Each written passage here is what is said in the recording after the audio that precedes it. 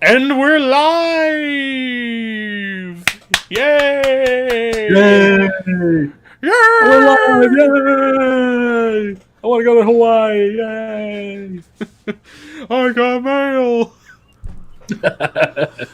Anyways, welcome to episode 10. We have reached our 10th episode of the Shadow Call podcast. Conspicuous by his absence, Wald, he could not be here with us. His wife was having her birthday today, so he wanted to take the week off. But Scott and I, we're here with Walter in spirit. Well, by in spirit, if you look below me. And vacant. It's vacant. We got vacant tonight. Yeah, so we got special guest Vacant. How are you, Vacant? That's good. That's good. Good to hear. Good to hear. Yeah. Only Levi and I can hear him. It's okay, folks. Yeah. So, while I'm spreading the post that we're live throughout Twitter, Discord, and so on and so forth.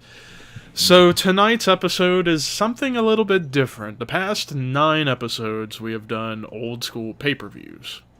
Tonight, since it's been, God, I can't believe it's been 19 years since this happened. The biggest dream angle turned into complete and utter nightmare in the history of the business. The invasion. And when we say the invasion, you know what we mean.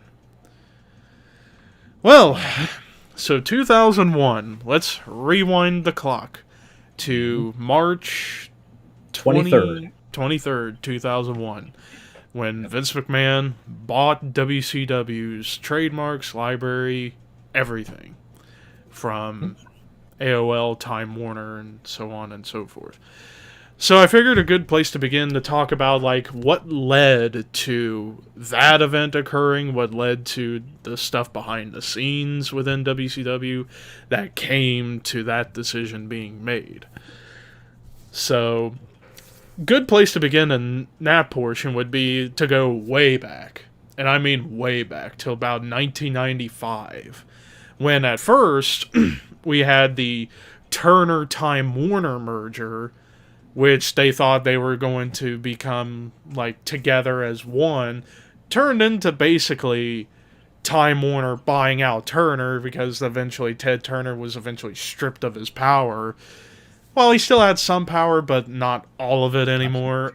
And a bunch of the Time Warner executives wanted to get in on handling the company, and these are people who had absolutely no idea how to run a wrestling company. So, that was the first downside. That was when things started going downhill gradually as far as behind the scenes. Granted, ratings, pay-per-view buys over the next few years from 96 to, I would say from Bash at the Beach 96 until Slamboree 99, that was a golden period for WCW. The Monday Night Wars, the whole 9 yards. Then we get to late 1999. Where Eric Bischoff is sent home, and they bring in Vince Russo, who had recently left the WWF, along with Ed Ferrara. They come over to WCW to try and help turn WCW's failing fortunes around. And needless to say that Russo and Ferrara did not have the filter of Vince McMahon to approve their ideas, or to help take those ideas, but change them up to make them good. So, granted, credit to Russo, the one good thing he was doing when he first took over, making Bret Hart his world champion. After almost 2 years of Bret should have been in that spot from the moment he came in. Because he was coming out of the Montreal screw job. 2 years later, when Russo comes in, he's like, you know what? You guys have not been... You know, bro, you guys have not been doing anything with Bret Hart. I'm going to make him my world champion. Give the belt to Bret. Bret deserves the belt. The belt should be on Bret. That's what he should have. Yeah. And at first, it was looking good for Bret until Starrcade. the kick to the head, then wrestling multiple times after that, adding on to severe concussion. Needless to say, that original plan Russo had with the NWO reuniting, but with new people, did not last because of that. Then we go into 2000. Russo is out of the writing power and put into a booking committee. Kevin Sullivan comes in, and things went from bad to worse when he came in, to the point where they decide, you know what, let's bring Russo back and Bischoff back, get them together, see what happens. Granted, they tried with the New Blood Millionaires Club feud, but... Oh, God, you want to talk about a one-sided story. More failed attempts. Just nothing. Yeah, and then the icing, the cherry, the proverbial cherry on top of the shit sundae that was that angle, Bash at the Beach 2000, the whole debacle involving Hogan and Russo and Jarrett and eventually Booker T. It's like, who the hell do we know? What the hell do we know about this? Like, some people say it was all work, some people say it was half work, half shoot, or all shoot, where Hogan did not want to drop the title to Jeff Jarrett and just wanted to beat Jarrett 1, 2, 3. Russo wanted Jarrett to get the title. Then we get the classic moment of bell rings, Jarrett lays down for Hogan. Hogan saying, this is why the company's in the damn shape it's in, because of bullshit like this. Then proceeds to put his foot on Jarrett, 1, 2, 3. That was that. And then Hogan leaves the building with Jimmy Hart, and then they book Jarrett and Booker T in the main event because, as Russo has said, when he asked the question who should be world champion around the booking table, unanimous decision was Booker T. So Booker is leaving with he's getting the belt. Hogan is not leaving with the belt, bro. It's Booker. He's Booker. So, and which, however much of that you want to believe, it doesn't matter. It's over and done with. Yeah. So then, as the months progressed throughout 2000, things just kept getting worse and worse and worse and worse, to the point where even Russo gets let go a second time. And then we get to late 2000, early 2001, when it became finalized, the AOL Time Warner merger. And AOL basically came right out of the gate and said, we do not want wrestling on our networks. Right. And as DDP says, but it's your number 1 rated show. We don't care. We don't want to be involved in it. No. Looking back on it, how much of a dick move that was on AOL's part to do that to all the wrestlers and take their livelihoods like that. Yep. And that was business. That's what it is. They don't give a shit. Yeah. Eric Bischoff comes knocking on the door trying to get investors to buy the company and then have Nitro and Thunder on TBS, and it seemed like the deal was going to go through, and Bischoff was going to be tasked with trying to fix their severely damaged reputation. Then Bischoff gets a call saying the deal's off. So, because, well, they'll give him the trademarks, the rings, the library, but not TV time. And as Bischoff said himself, without the TV time, WCW is only worth $20, not anything. Right. Fusion Media was the name of the company that Bischoff was working with to buy WCW. I don't know why I remember that, but I do. Yeah. Which then leads to the week before the final episode of Nitro, we get the ending segment with Flair and Steiner and Booker announcing to Bischoff for Bischoff to come out and say, well, we tried working hard to try to buy the company, but we've hit brick walls, so next week will be the last night of wrestling on the Turner Networks. Just a few days after that episode, just like Thanos in Infinity War, with the snap of a finger, Vince McMahon comes knocking on the negotiation table and flat out buys WCW. Because he had the ultimate bargaining chip, he had TV already. He already had television programming. He didn't need to worry about anything else. Give me the library, give me the logos, give me the trademarks. That's all I need. 2.5 million, 3 million, 4.2 million, however much it was reported. And that for Vince was pocket change at that time, with this company being public. So, yep. Yeah. Which then leads us to March 25th, I believe. 25th or 26th? 26th. 26th.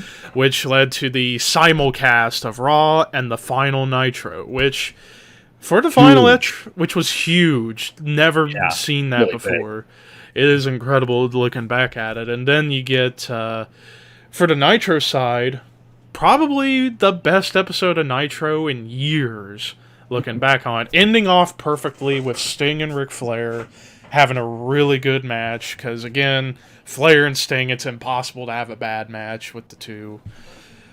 And that was the final goodbye for WCW, pretty much, on that platform. And then, after all of this happens, and then later on that simulcast, Vince McMahon coming out and saying, WCW will remain buried as I hold their future in my hands. Shane McMahon comes out, and we get the start of the angle by saying, the name on the contract does say McMahon, but it reads Shane McMahon. And off to the shit race we go. And remember, this is March 23rd. They buy it. March 26th is Raw. The invasion doesn't start for 2 months. Yeah. I mean, at WrestleMania, you would see some WCW guys up in the skybox, but mainly the low card, mainly the undercard guys, just to watch everything. So now what happens as we reminisce what actually went down? Well, as Scott pointed out, the angle didn't start until King of the Ring time, when we start. The first thing they start with is the stalker angle of who's stalking the Undertaker's wife, Sarah, later to be revealed as Diamond Dallas Page. Then we get to King of the Ring itself, and we've talked about this longer in the King of the Ring review a few weeks ago. Yeah, they made DDP look horrible that night. And then later that night we see the debut of Booker T as he back suplexed Stone Cold through the announce table, messing his back up. And then after that, we started to see more WCW guys come in. And then we get to, I believe it was the July 9th? Somewhere early July, 2001 episode of Raw, we see ECW making their presence. Now, unlike WCW, you had a lot of the top ECW guys come in. RVD, Dreamer. Of course, you already had Just Incredible, Lance Storm, and some of the Raven and Rhino and a bunch of those guys. The Dudleys, already there. Taz, already there. And that was one of the few bright spots of the whole angle, was seeing ECW coming in. But then later that night, everything changed. Instead of it being WWF versus WCW versus ECW, it's the combination of WCW and ECW versus the WWF, the Alliance. So then, after that, we get the Invasion pay-per-view. Now, the Invasion pay-per-view is one of the highest bought non-Big Four pay-per-views, maybe the highest bought non-Big Four pay-per-view in the history of the company. Yep. And it seemed like they were trying to make the Alliance look good in the beginning by having the Alliance win the main event of the show, but by Stone Cold turning heel again and joining the Alliance, which we'll talk more about that when we get into what went wrong. Then after that, you would see The Rock make his return and join in the whole thing. And then over time, the whole thing became one-sided, starting with SummerSlam, where the angle officially jumped the shark, because three major things that night. First, Undertaker and Kane basically buried Kanyon and DDP in the cage. Second, horrible.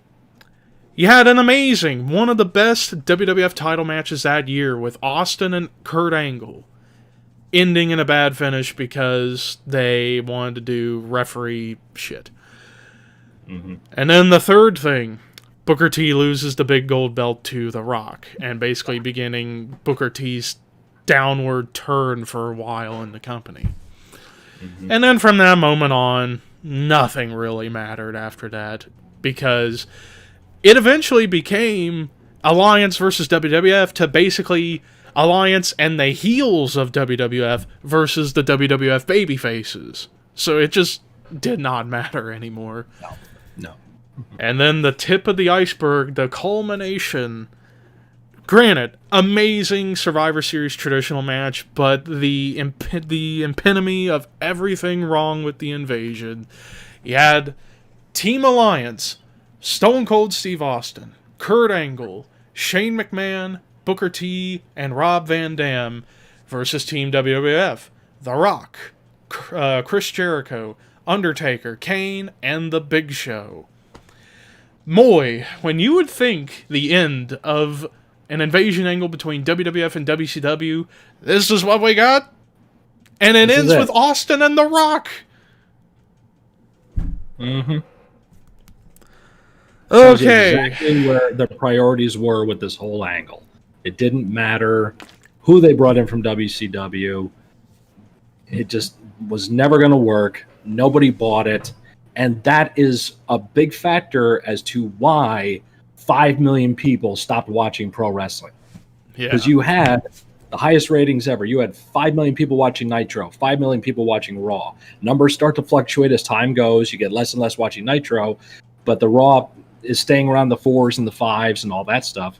Mm-hmm. Once Vince buys WCW and Nitro goes away, those fans from watching Nitro don't jump on board Raw. They just don't. And less and less people start watching the product. Eventually, that leads to the creation of TNA, which, as Dutch Mantel has stated, that the point of TNA was to find the lost WCW fan, besides pushing Jeff Jarrett as a top babyface or top heel. But, it was to find that lost fan, and they never got him. They started to get the indie fan because they were bringing in so many great indie talents, AJ Styles, Christopher Daniels, Low-Key, list goes on and on and on. But they weren't finding those old fans. The old fans went away, and they've still never come back. So if it did anything, it ruined the business more than it did anything else. Yeah. And in reality, no matter what wrestlers you had in this whole angle, the wrestlers at the end of the day just did not matter. All it was about was Vince versus Shane and Stephanie, like it's been throughout much of the Attitude Era. More McMahon drama, McMahon family drama that we did not want. No. Ultimately, it came down to WCW and ECW were never, at least in my eyes, and I think a lot of people's eyes, they were never looked at as a threat. No. They just weren't. They just were not a threat. And that was probably a lot of the underlings and the stooges of Vince McMahon talking in his ear. Oh, you can't let them get over, Vince. They're not WWF guys. They're not WWF people. We got to be the strong ones. He just would not give them an inch. He would not make them look strong at all. So, in the rebooking exercise that we're going to do here, that was a common thread for me, was to make WCW look like a credible threat to Vince's company. And that's the way it should have been. That's the way it always should have been.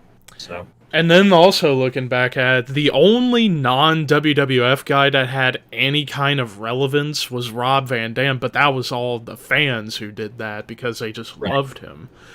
Mm-hmm. So now that we talked about that portion, now the gigantic elephant in the room as the real big reason why it failed, the lack of main WCW guys.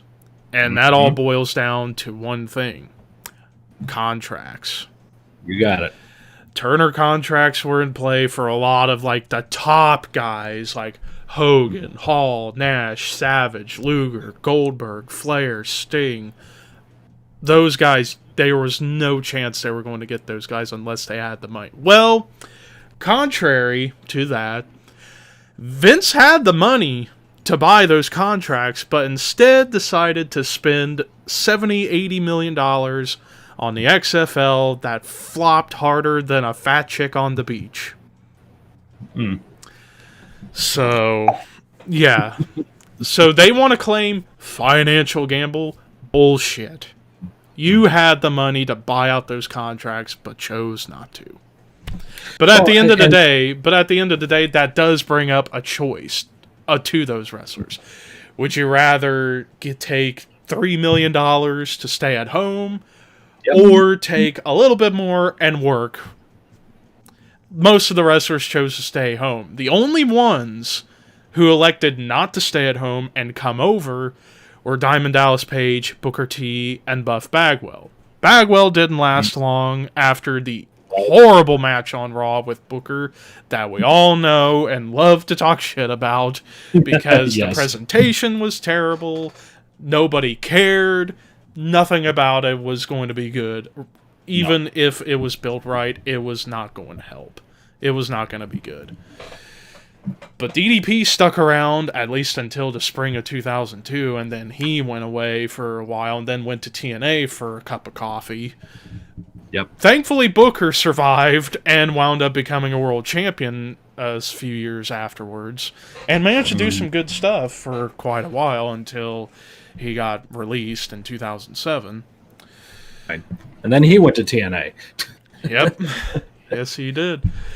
But needless to say, the invasion, arguably the worst thing to happen in the history of the business on on storyline and the product side and business side, because think about it. Had they done it right, had they done this angle right, could you imagine the money that would have been pouring in from the sky? The highest television ratings, highest pay-per-view buys, highest merchandise sales, everything.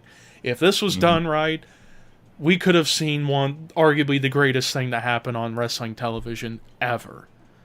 But we instead got what we got. So, but growing up, like for me, my perspective's a little bit different from Scott. Scott will definitely be a lot harsher than I am. But whenever I was only 7 years old, or 7 years old when this angle happened. I had no idea about anything. I only watched WCW just a tiny bit. I was always a WWF guy. It was what I grew up on. So at the time, I was just enjoying everything because I just loved watching the product. Now that I'm older and understand how things work and how things are done, looking back at it, yeah, fucking hate it.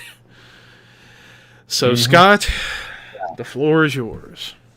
Thank you very much. I mean, myself, my friends grew up watching every promotion that was available back in the day. WWF, AWA, World Class, NWA, everything we could see, we saw. And the concept of promotions battling each other is nothing new. That's been around for decades. It was not an uncommon thing in some wrestling territories to see the NWA World Champion against the WWF World Champion. And it would end in a DQ finish, some kind of BS thing, so nobody lost, and nobody lost their title, of course. And of course, there was the 1988 Super Clash 3 pay-per-view with AWA versus World Class, with, of course, CWA from Memphis being involved, too. So that was, the wrestling of the promotions type thing. So that was pretty cool to see. So as years go by, especially with the advent of the Monday Night Wars, it is full on company versus company. Who you backing? What colors do you wear? Whose logo are you sporting at the shows? It was not an uncommon thing to. Also, I remember going to a couple of house shows, or even like raw tapings, or whatever you want to call it, for WWF. And me and my friends would be sitting there, and you'd see guys back in the middle of the Monday Night Wars sporting NWO merchandise, just fans saying, "Come to the NWO, join the NWO," and all that stuff. And it was right after the night Hogan and Piper had the cage match, or had the singles match where Piper put him out in the sleeper hold. And they're walking up and down the stairs right near us wearing the NWO colors. I got my Hot Rod t-shirt on. I stand right up and say, "You dropped the ball. You dropped the ball." And they had nothing to say. That's the kind of mentality fans had back then. It was our team against yours, whether football fans, baseball fans, NASCAR fans, whoever your team is, or your driver is, or your person is, they're yours. They're all about you. You are all about them. You feel them. Exactly.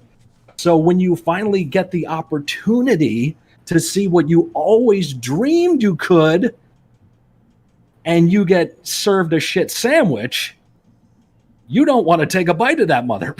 You do not want it at all. I don't care if you shove it in your face like, no, this is the best shit in the world. You'll love it.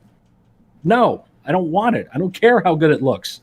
You wrap that thing in gold foil. It doesn't matter. It still is shit. And that's what we got. And like I said before, that is why millions of people stopped watching wrestling on television. Now, it was a benefit of the independents, because around this time, a year later, TNA comes to be, Ring of Honor starts, various other promotions, Combat Zone Wrestling, after ECW folded, became like, the next big ultra-violent promotion that people were talking about. Yeah. And then wrestling in Japan starts to develop. Pro Wrestling 01 comes to be. And, promotions out in California and Florida and all these other independent companies start getting a resurgence. So, because there's a lot of talent out there now that's not on television, they got to find work. So, like, oh, come work for us and we'll pay you however much we can per show just to get your name on our card. So we did see a resurgence of that. But in the mainstream, Monday Night Wars are dead. The Attitude Era is over. And we start to get that lull in the business there to where it doesn't come back for years.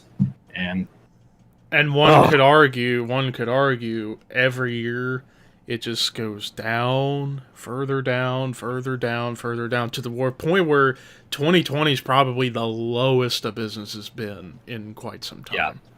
Mm-hmm. And now, of course, there's other extenuating circumstances behind that. True. But still, point being, yes, we know that they've seen this decline. Maybe a decline domestically, let's say, because we are seeing, of course, WWF expanding around the world, getting more television deals. Yeah, getting more television deals in the Middle East, Australia, China, various other countries around the world. But domestically, in the United States, it's nothing that anybody's talking about anymore. Yeah. So now that we've discussed and reminisced the bad stuff, let's get to the part of the show that people really want us to talk about. Before we continue, anybody coming in to watch, feel free to ask questions about this topic, give us your feedback on what we're talking about, and hopefully by the end of our immense rebooking we're about to do, we'll answer some questions, hopefully. So, figured a good place to begin as far as the rebooking is a couple of caveats we have to kind of consider here. My caveat for my rebooking is that I have to have everything wrapped up by WrestleMania 18. I know a lot of people say they should have waited a year to do the angle when they would have gotten all the big stars, which, fair point, but you needed to capitalize on the fact that WWF bought WCW, and you need to get stuff going very soon. Not a year, at most 4 to 5 months, at the very most. And, of course, a couple other things. So Vince, like I said, Vince and the company claim financial gamble when they say that we didn't want those guys or we couldn't get those guys. No, you can buy out those Turner contracts. You can offer each of the top guys enough money to come in. Maybe not right away, because no way you're going to get the guys straight right off the bat to come in right after WrestleMania 17. You can't do it. So, I'm not saying you have to get everybody, but the main guys that you want to get to start things off: Hogan, Hall, Nash, Luger, DDP, Booker T, and Buff Bagwell, and Kurt Hennig. I would say those are my first 8 guys that I would get to start, and then over time bring in more top guys like Goldberg, Flair, Sting, so on and so forth. So it's a gradual step-by-step process, because you don't want to splatter everything on the screen right off the bat. You want to build it up slowly to make sure that the moments are more special and it's more impactful. So, time to begin my side of the rebooking. So, Okay, let's go, man. Scott will be giving me feedback on what I'm talking about, and then when it comes for his turn to do his, I'll give feedback myself. Mm-hmm. So let's begin with WrestleMania 17. For me, I would keep everything about WrestleMania 17 the same. Shane still owns WCW, has the match with Vince, so I basically keep everything about the show the same except for one thing. Stone Cold doesn't turn heel. Instead, Austin just beats The Rock outright, maybe to make it a little more desperate on Austin's part because he's really trying to get the belt back and coming back from nearly being paralyzed by the car at Survivor Series 99. Just have him stun The Rock over and over and over just to really mangle him, and then just outright 1, 2, 3 pins The Rock. Vince comes out thinking, "Hey, Austin, you did it. Let's be friends." Extend the hand. Austin. Boom! Stunner. End of WrestleMania. That would be the perfect way to end WrestleMania, by having Austin just stun McMahon, celebrate getting the belt back after a long comeback journey, and all of that. So, WrestleMania 17, basically keep the same, except Austin doesn't turn heel. Okay. Next night on Raw.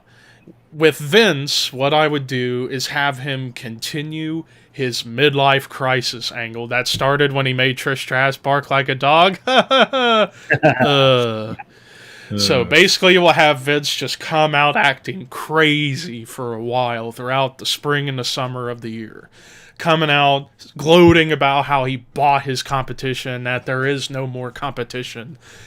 Shane comes out, promises to kick Vince's ass again like he did last night. However, out comes Kurt Angle. Beats the ever-loving piss out of Shane McMahon. So we begin kind of an angle with Kurt and Shane that will culminate at King of the Ring. So a little bit of continuity with that. So that's good. Angle attacks Shane.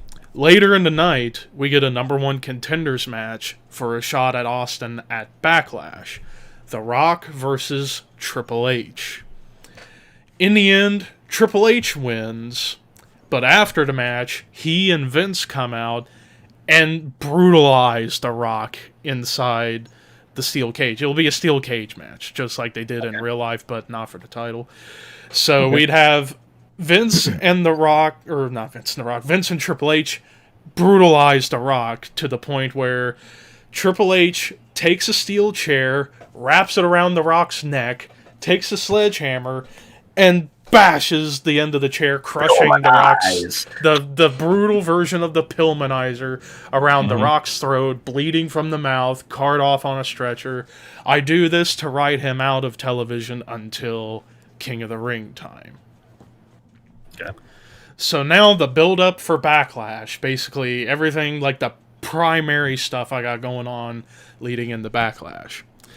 So over the next several weeks, Austin and Hunter just trash talk, brawl every single week, because there's still a lot of bad blood between the two after the year prior.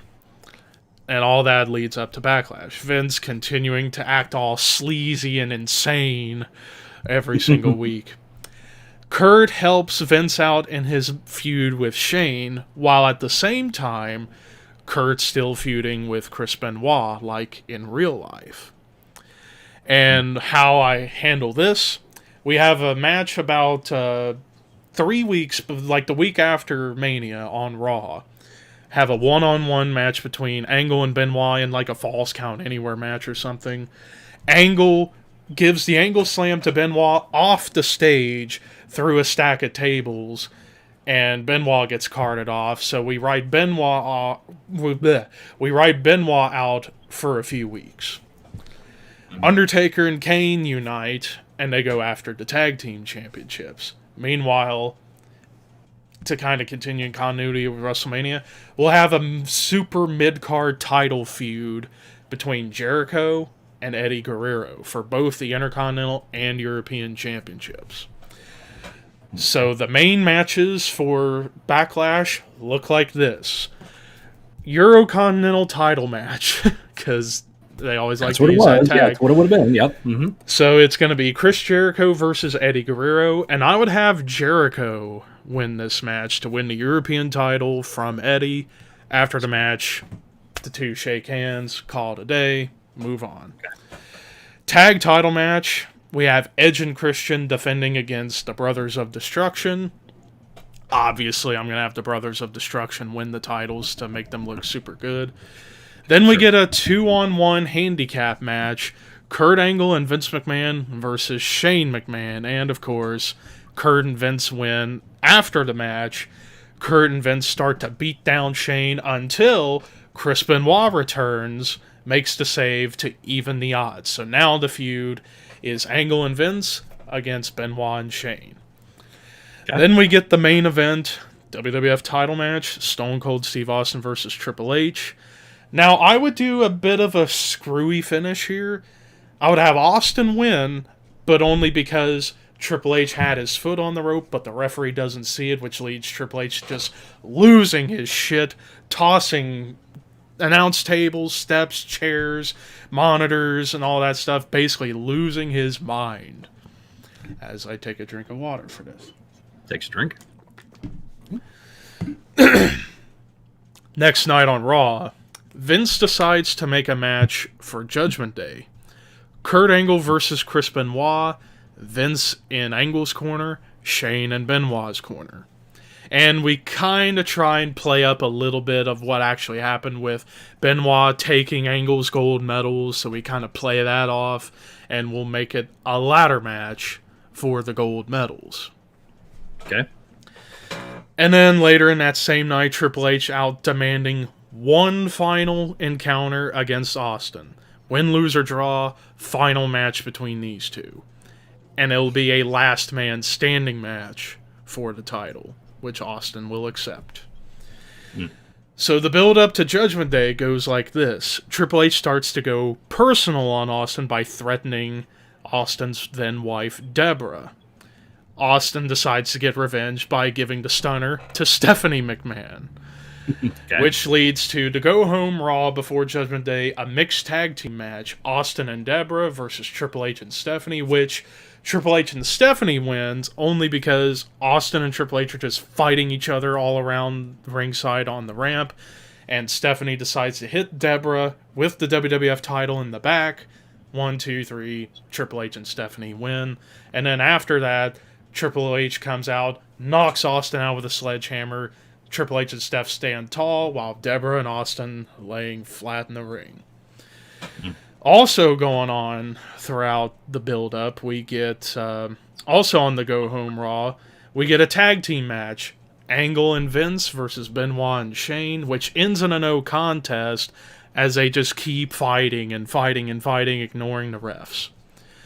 While this is all going on, Jericho moves on to a small temporary feud against Rhino. A little bit of intrigue with this. And then Undertaker and Kane decide to feud against X Factor, primarily X-Pac and Albert, the primary members that they're going after. So, the Judgment Day main matches look like this. We have an Intercontinental Championship match, Chris Jericho versus Rhino. These two have a great match. Jericho retains the title. Tag title match, Undertaker and Kane. Actually, you know what? I've completely realized I did not make that a ladder match for the gold medals. It's just a one-on-one between Benoit and Angle. Duh. I am stupid. But anyways, the tag title match, Brothers of Destruction retain against X Factor. Then we get the Angle-Benoit match, which Benoit picks up the win this time. So we have Benoit beat Angle. And then we get the main event, last man standing match, Austin Triple H. And if I were the agent of this match, I'd have them go out there and top their amazing 3 Stages of Hell match from No Way Out. Blood spilling everywhere, so many crazy moments, great spots. But in the end, Austin retains the title. So no more Austin Triple H matches throughout the rest of the whole angle. Okay. Next night on Raw, Triple H again losing his mind. that he couldn't beat Austin to get the belt back, so he decides to go on a night of destruction, attacking random baby faces backstage or after matches, during matches, basically getting insane until he decides to interrupt a random Divas match between Trish Stratus and Molly Holly, comes out, puts his hands on Trish, about ready to give her the pedigree when out comes The Rock. He makes his return after filming Scorpion King and wants revenge on Triple H for what he did to him after WrestleMania. So, meanwhile, Angle and Vince are on the stage angry about Benoit and Shane, and Benoit comes out with the Radicals. Eddie Guerrero, Dean Malenko, and Perry Saturn. They all come out and attack Vince and Angle, beat the hell out of them. Basically, after they beat up Angle, they all decide to pick Vince up, toss him over the top rope onto the floor, knocking him out. Okay. Basically something comedic to go along with everything.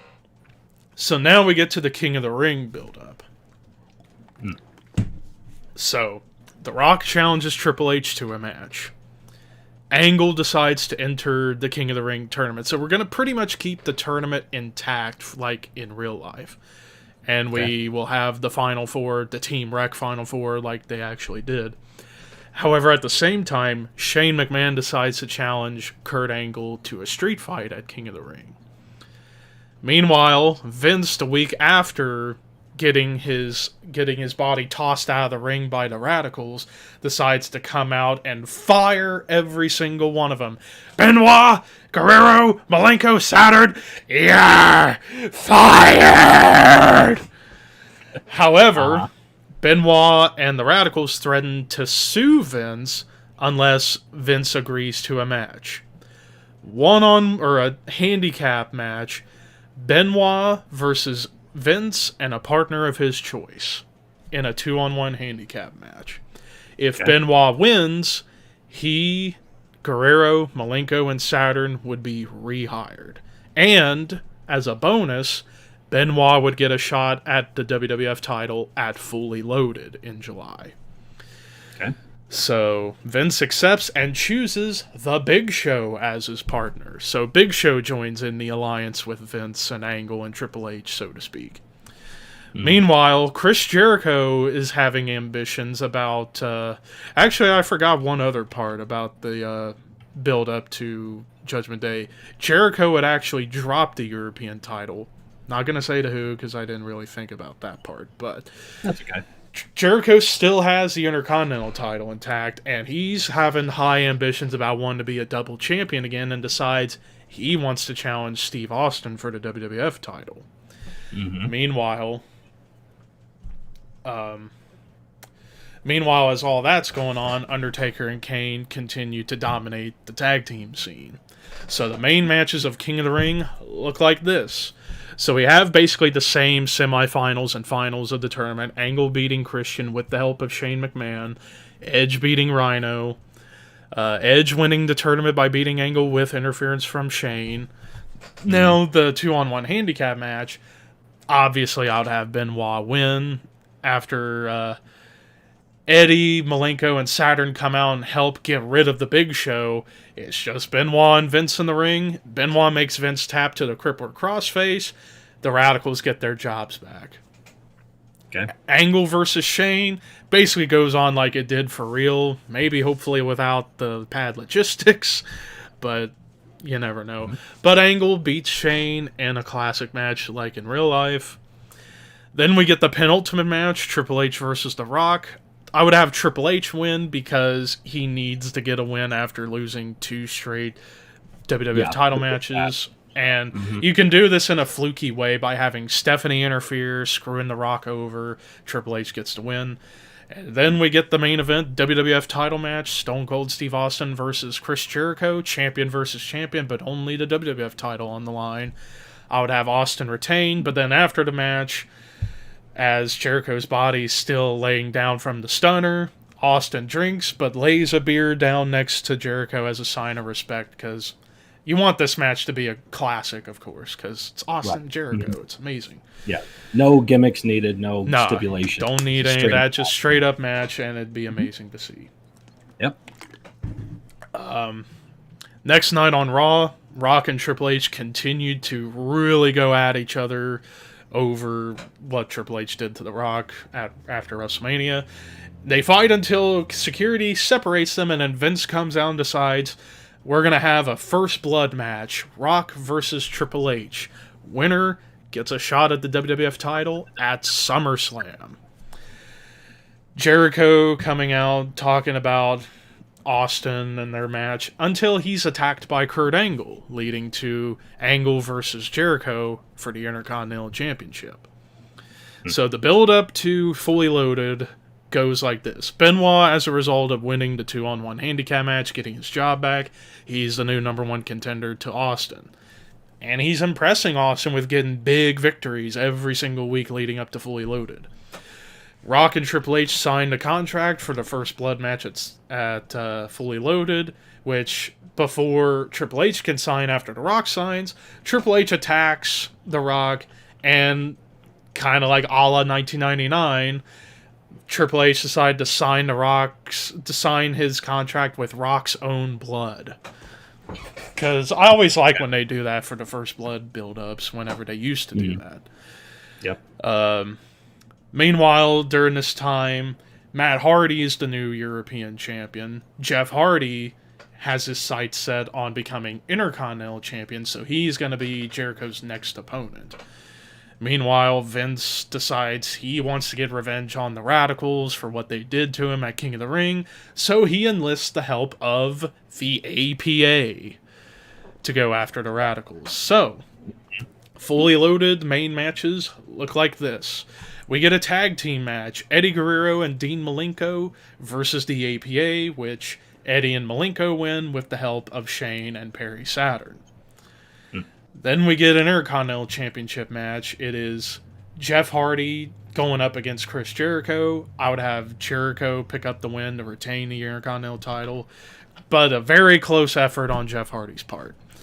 Tag title match, we unite two of the members of Vince's alliance, Angle and Big Show. They go after the Brothers of Destruction for the tag team titles. Brothers of Destruction retain only thanks to interference from the Dudley Boys, because now they want their shot at the belts. Number one contenders in first blood match between Rock and Triple H. The Rock wins, so he's going to get his rematch at SummerSlam. And yes, Austin will beat Benoit, but Benoit puts on an amazing showing. So close, but no cigar. Next night on Raw, we get a few things. Angle and Big Show angry at the Dudleys about costing them the tag team titles. And Dudley's claim that if any team's going to beat the Brothers of Destruction for the belts, it's going to be them, which leads to a big match at SummerSlam. Vince wants revenge at Shane once and for all for continuing every single week to ruin Vince's good times, gloating about buying out WCW and ruining his plans to get rid of ex-WCW guys, so to speak. So Shane beats up Vince until the APA and Triple H join together, beat the shit out of Shane until the Radicals come out to even the odds. Rock comes out to give his respects to Austin, but declares that he wants what was once his, that title. So, SummerSlam build-up, we get on the go-home Raw, a big tag team match, Austin and The Rock versus Undertaker and Kane, which Rock and Austin lose as there's some disagreements between the two, leading to a big stare-down confrontation and then brawling between the two leading into SummerSlam. Meanwhile, Brothers of Destruction, on the other hand, decide to try and settle this whole thing with Angle and Big Show and the Dudleys by making a triple threat elimination tables match for the titles at SummerSlam. Meanwhile, Benoit and Edge, number one contenders for a shot at the Intercontinental title, which I would have Edge win as momentum from winning King of the Ring. So it'll be Edge versus Jericho at SummerSlam. Meanwhile, Shane and the Radicals challenge Vince APA, and Triple H to an 8-man tag at SummerSlam. Benoit wants a championship so bad, so he's going after Matt Hardy for the European Championship. So the SummerSlam main matches look like this. So the 8-man tag of Shane, Eddie, Malenko, Saturn versus Vince, Triple H, and the APA. I would have Shane and the Radicals win as Vince gets pinned by Shane yet again, continuing to make Vince look like a fool, like he always loves to do. Mm-hmm. European title match, Benoit beats Matt Hardy pretty handily to win the European Championship. Intercontinental title match, Edge is the one to dethrone Jericho, so Edge uses his momentum from winning King of the Ring to become Intercontinental Champion for the first time. Triple threat elimination tables match for the tag titles. I would have Brothers of Destruction retain by having Undertaker last eliminate Kurt Angle with a last ride through 2 tables on the outside. As a cool spot to end the match. Now, here's where things are about to get crazy. Main event, WWF title match, the rematch for Mania 17, Rock versus Austin. And once again, these two have another classic, which Austin retains yet again. But after the match, he and Rock shake hands, when suddenly, the lights go out. Lights come back on. Scott Hall is on stage. And then as he's walking down the ramp, out from the crowd comes Kevin Nash. Scott points to turn around. Austin and Rock turn around to a double clothesline from Nash. Hall enters the ring. Nash hits the jackknife on Austin. Hall hits the Razor's Edge, or the Outsider's Edge, on the Rock. And then they do this, and out comes Hollywood Hulk Hogan to the NWO theme. And he comes in, gives the leg drop to both Austin and The Rock, and then out comes Eric Bischoff. And they all spray paint WCW on Austin and Rock's backs. And then Bischoff ends SummerSlam by taking the mic saying, "Did you think we were just going to go away, Vince?" And then smiles. Mm-hmm. So now things really start to pick up. Next night on Raw, we get a replay of the end of the show. Shane McMahon comes out to the ring and reveals he sold his stock of WWF and WCW to Eric Bischoff and introduces Bischoff to the ring. Bischoff coming out cutting a promo about how he wants to make WWF better. Throughout the night. Throughout the night, random WCW superstars. Oh, focus. Thank you. Focus. Focus, damn it. We have a bunch of random WCW guys come out and just ruin the show. DDP shows up, beats up Edge.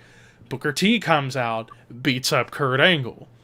And then we have guys like Billy Kidman and Lance Storm coming out, Buff Bagwell, Kurt Hennig, Conan, the Steiner brothers, Lex Luger, all show up, causing chaos. At the end of the night, Austin and Rock address what happened at the end of the show. NWO comes out ready to fight, but they realize it's 2-on-3. Surprisingly, Triple H comes out and joins sides with Austin and Rock to even the odds. But then, as that happens, DDP, Booker T, Kurt Hennig, Buff Bagwell, Lex Luger, Conan, the Steiners, Kidman, and Storm come out and are on the side of the NWO.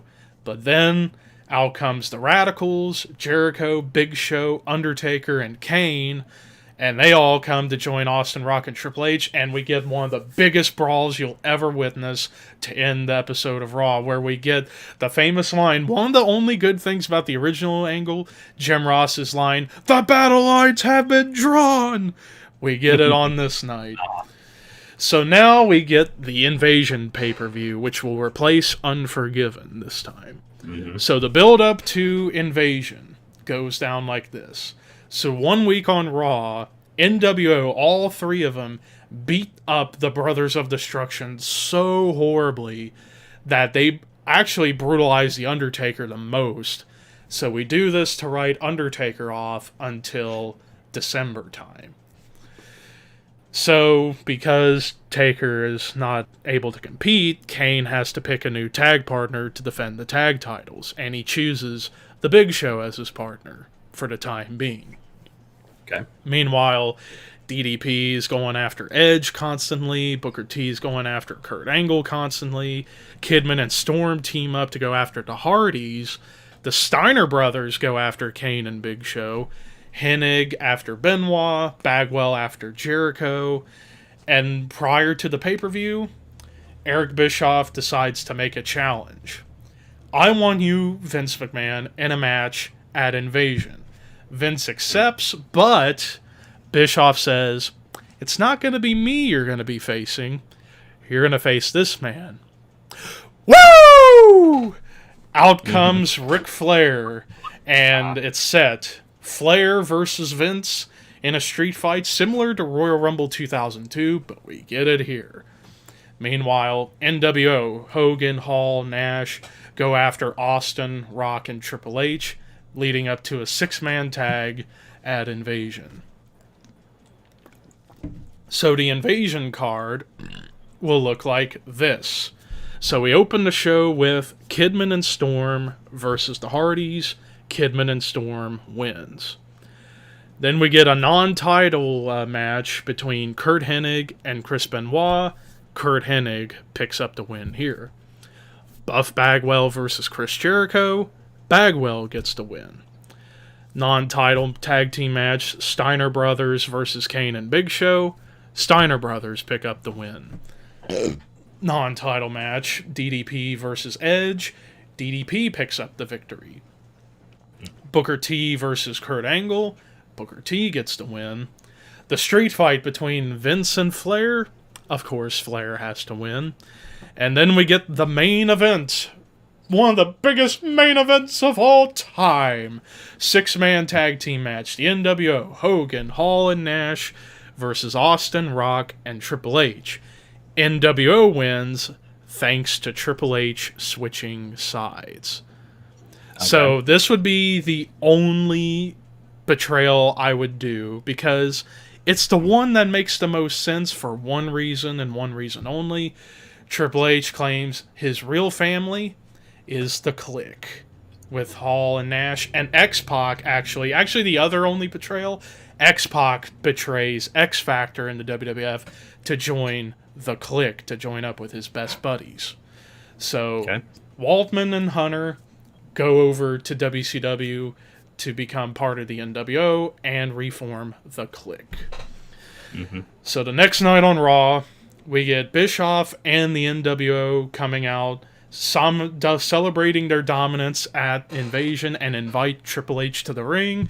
And he does the too sweet gesture with Hall, Nash, and X-Pac. And he states that the reason he betrayed WWF is because he felt like he was given false promises by Vince, and that he had only one family in wrestling, the Kliq. And he also decides to kick Stephanie to the curb. I don't need you anymore. I have everything I could ever want now. I don't need you, bitch. Goodbye, we're divorced. So we kind of get like a version of what actually happened in 2002, where he makes Stephanie scream like a howling monkey or something. So now Bischoff says, now that we've shown that we can beat your guys, we're going to take all your gold too. Leading up to No Mercy. So, as I say, X-Pac betrays WWF by turning on X Factor, costing Albert and Just Incredible a match against Hall and Nash to join up with his buddies. And so, also forgot to mention during this time, Rob Van Dam, Tommy Dreamer, and a couple of ECW guys will be coming in, but it's not going to have ECW involvement. And Rob Van Dam is my current hardcore champion. X-Pac wants to take that title over to the NWO and the Kliq. Meanwhile, DDP wants to now officially challenge Edge for the Intercontinental Championship. Booker T bringing over his United States Championship, challenges Kurt Angle to a match for the title, because Kurt, you want to be considered a real American hero? Then try and take this off of me. Lex Luger, who I'm making the TV champion debuting, challenges Jericho for a match for the television championship. Steiner Brothers go after Kane and Big Show to take the WWF tag titles, but they will also be defending the WCW tag team titles. So it'll be title for title. Also, prior to No Mercy, we get the debut of Rey Mysterio, and he comes in wanting to challenge his old arch nemesis Dean Malenko for the light heavyweight championship, and to defend the cruiserweight championship. Hennig wants the European title from Benoit. Meanwhile, The Rock wants more revenge on Triple H and challenges him to a steel cage match at No Mercy. Meanwhile, Bischoff proposes a fatal four-way for both the WWF and WCW titles, Stone Cold defending against all three members of the NWO, Hogan, Hall, and Nash. So the No Mercy card looks like this. So light heavyweight, cruiserweight title unification match, Ray beats Malenko to win the light heavyweight title and unify it with the cruiserweight title. X-Pac beats Rob Van Dam to win the Hardcore Championship. Lex Luger beats Chris Jericho with the help of Conan, his good old Wolfpack buddy, to retain the Television Championship. Kurt Hennig beats Chris Benoit for the European Championship. Steiner Brothers beat Kane and Big Show to win the WWF Tag Titles, unifies them with the WCW Tag Titles. Booker T retains the U.S. title against Kurt Angle. DDP wins the Intercontinental Championship from Edge. Triple H wins the cage match against The Rock with the help of his clickmates. And then in the Fatal 4-Way, essentially a 3-on-1 handicap match, as Hogan, Hall, and Nash don't fight each other. They just beat up Austin and allow Hogan to get the pin. Hogan gets the WWF title and combines it with the big gold belt, so he's the Ultimate World Champion now. Next night on Raw, Austin calls out Hogan, but instead gets Bischoff, to which he tells Austin to turn around, and in comes Goldberg. Wham! Spears Austin right out of his vest. So Goldberg finally makes his debut in a big way by spearing the man he was compared to the most throughout the Monday Night Wars, Austin. So now we get to Survivor. Oh, Scott will be right back. So how are you guys enjoying my booking so far, Chad? Had a little light on the subject there, so yeah. So, I figured while we're getting ready for the Survivor Series build-up, about like an intermission break for Scott to kind of give me his opinion so far. I definitely like where your mind is going with the big matches and the major angles. There's a couple of repetitive things in there happening like at the same time with two different angles, but that's semantics. That could be worked out in another, film of that. I think that's a little too many WCW guys at once right now, because it's always about where you're going to go after. So we're not done yet. I know we're not done with your side. We haven't done mine yet, but I think it would be, because I think that maybe breaking it up and bringing less WCW guys in at this time is more effective, and kind of pick and choose, because we're going with the mentality that we just have open-ended, we can do whatever we want. Don't want to pull everybody in right away. Break it up. So many guys this show, so many guys this show. You got to save for next year, because it's like, where do you go next? And where do you go next? And where do you go next? But otherwise, I think the idea you had of Shane selling his shares to Bischoff, I think that's a great idea. That is really good, because that opens up for a lot of different storylines, a lot of different angles, a lot of stuff like that. So, yeah. That's what I'm thinking so far. So now we get to the build up to Survivor Series. So starting from the bottom to the top, Kane splits off from Big Show. He wants to go on his own, and he decides he wants to kill Booker T and take his U.S. title. Perry Saturn finally breaking out of the ranks and tries to go after gold. He wants Hennig for the European title. Mm-hmm. Rhino coming back into the picture, and he wants the hardcore title from X-Pac. Tajiri won to get a shot at Ray's titles. The Hardys rising up want to challenge the Steiners. Eddie Guerrero breaking out on his own again wants a match with DDP. But now we get to the big match. Bischoff is in the ring with the NWO, with the Kliq, and Shane McMahon proposing a match for Survivor Series. 5-on-5 traditional Survivor Series elimination tag match between Team WCW, which he proposes a team of Hogan, Hall, Nash, Triple H, and Goldberg, versus Team WWF, Austin, Rock, Angle, Jericho, and Benoit, for total control of WWF. At first, Vince refuses. Like, why would I risk my company for this? That would be stupid on me. Bischoff says, I thought you would say that. Signals for Triple H to pedigree Shane McMahon. The NWO and the Kliq beat the fuck out of Shane McMahon, bloody him in the middle of the ring, Vince begging them to stop her killing my son. Finally, Vince can't take it, he says, okay, fine, you're on, Bischoff. As they all leave the ring, Vince rushes to the ring, cradles his baby boy. He's beginning to turn babyface. So now we get to Survivor Series, and the main matches look like this. So, like in real life, we'll have a battle royal for immunity, who is the one guy who will not be affected by anything. So we'll have 8 WWF guys, 8 WCW guys. The 8 WWF guys include Edge, Christian, Rikishi, Billy Gunn, Big Show, Dean Malenko, Albert, and Rob Van Dam. The 8 WCW guys, Billy Kidman, Lance Storm, Sean Stasiak, Lex Luger, Conan, Canyon, Buff Bagwell, and Vampiro. I would have Rob Van Dam win this to be a bit of a red herring and to give RVD a bit of a spotlight, to say, after dropping the hardcore title. Next up, we get the light heavyweight cruiserweight title match. Rey Mysterio retains against Tajiri. X-Pac retains the hardcore title against Rhino. Kurt Hennig retains the European title against Perry Saturn.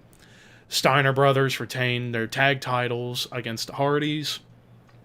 Booker T retains the U.S. title against Kane, but with interference from Vampiro costing Kane.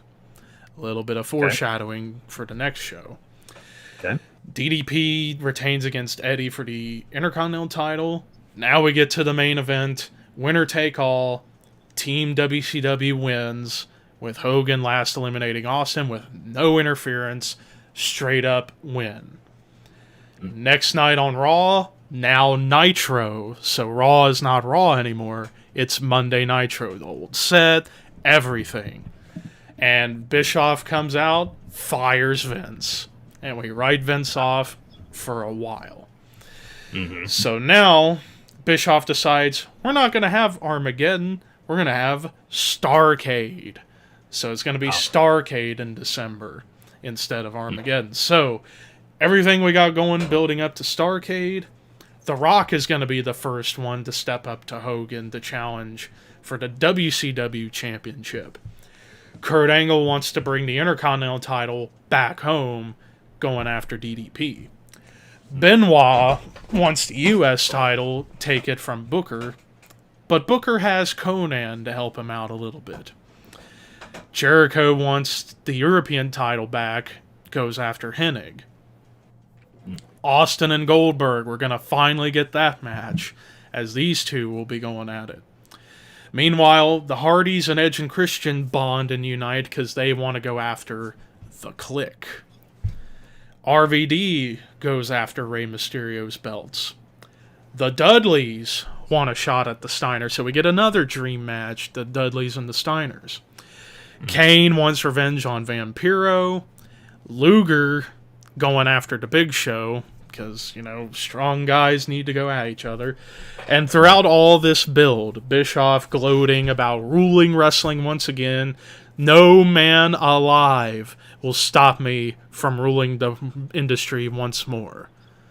Lights go out. I caught that, yep. And you hear, oh yes! Gong. Out comes The Undertaker, back to the dead man gimmick with Paul Bearer in the urn. And Undertaker comes out and tombstones Eric Bischoff in the middle of the ring. So, Bischoff realizes, oh no, Undertaker's back. I'm going to have to figure out a way to combat that. And that's when we bring in Sting to combat The Undertaker. So now, the Starrcade card goes like this. Cruiserweight title match, Rey Mysterio retains against Rob Van Dam. Television championship match, Luger retains against the Big Show. Then we get an Inferno match, Kane versus Vampiro, which I would have Kane win because, we got to get Kane a little bit of momentum. Reasons. European title match, I would have Jericho win the European title back and bring it back to the WWF. Tag title match, Steiners retain against the Dudleys in a great match. We get a triple threat match for the U.S. title, Booker T, Chris Benoit, and Conan. Booker retains. Then we get the big 8-man tag, the Clique of Hall, Nash, Triple H, and X-Pac against the Hardys and Edge and Christian. The Clique picks up the win. Intercontinental Championship match, Kurt Angle versus DDP. I would have Kurt Angle get the belt back and bring it back to the WWF. But very close. Very, very close call match. Then we get Austin versus Goldberg. Now, here's where I had a little bit of trouble with the booking of this. Because we're bringing in Goldberg. Don't want him to lose right off the bat. Don't want Austin to lose because he's lost a couple matches.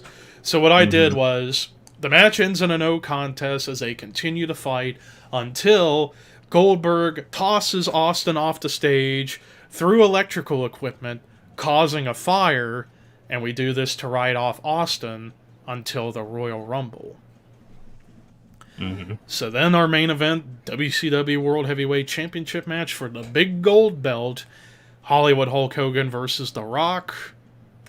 And during the match, we start to see dissension within the NWO as at one point in the match, Hogan holds up The Rock for Kevin Nash to give the big boot, and he accidentally gets Hogan. But cooler heads prevail, Hogan retains the title, but dissension is already beginning. Next night on Nitro, Hogan's ego starts to overshadow the entire NWO and the Clique. Later in the same night, we have a miscommunication between Triple H and X-Pac as they had a tag match against the Dudleys, which they lose. After the match, Undertaker appears and bludgeons both Triple H and X-Pac, because now Taker's going after Triple H because, well, Taker's the biggest company man there is and hates Triple H for turning his back on WWF. So, build up to Royal Rumble. Hennig decides, well, I guess since I'm no longer European title or European champion, I'm going to go after a title I used to hold with prestige and pride, the Intercontinental Championship. Meanwhile, Booker T and Jericho, they're going after each other for their own titles. DDP begins to mouth off calling out The Rock, so we get another dream feud here. Triple H is under fire from The Undertaker, but while this is all going on, we get mind games going on between Undertaker and Sting, so there's still stuff going on between those two. Next contender for Hogan, Benoit wants a crack at the big gold belt. So the Royal Rumble card looks like this. We get a United States European title unification match Jericho beats Booker T to unify the U.S. and European titles together.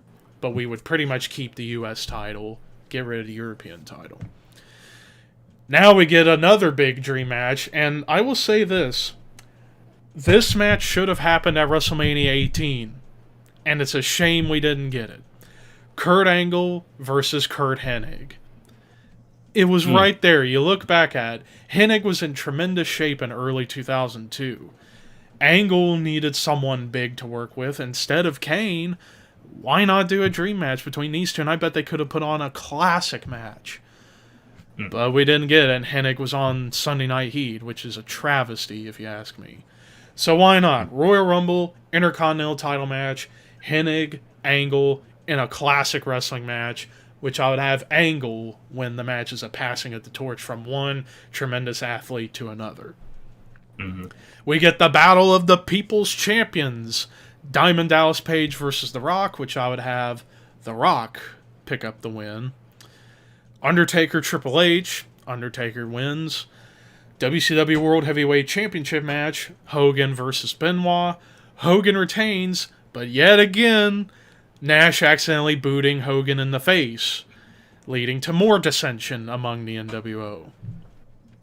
Then we get the Royal Rumble match, the 30-man Rumble. 15 from WWF, 15 WCW. So the 15 from WCW, I have Triple H, Kevin Nash, Scott Hall, DDP, Booker T, Kurt Hennig, X-Pac, Lex Luger, Conan, Goldberg, Sting making his first in-ring appearance in a match, Ric Flair, the Steiner Brothers, and Rey Mysterio. The WWF guys, The Rock, Undertaker, Kane, Chris Jericho, Edge, Christian, Kurt Angle, Eddie Guerrero, Rob Van Dam, the Hardy Boys, Big Show, Rikishi, and Rhino. So all these guys, this is a Dream Rumble roster right here with all these guys. But the winner, the returning Stone Cold Steve Austin, finally comes back after being attacked by Goldberg, comes out, last eliminates Goldberg to win the Royal Rumble match for a second year in a row, 4-time Rumble winner overall. Because why not? Plus, if we're going to be building up to the big dream match of dream matches, we need Austin to get a big win here. Next night on Raw, or on Nitro, Austin rips into Hogan on the mic. Meanwhile, afterwards, Nash confronts Hogan and demands an apology for all the bad blood that's starting to boil between the two.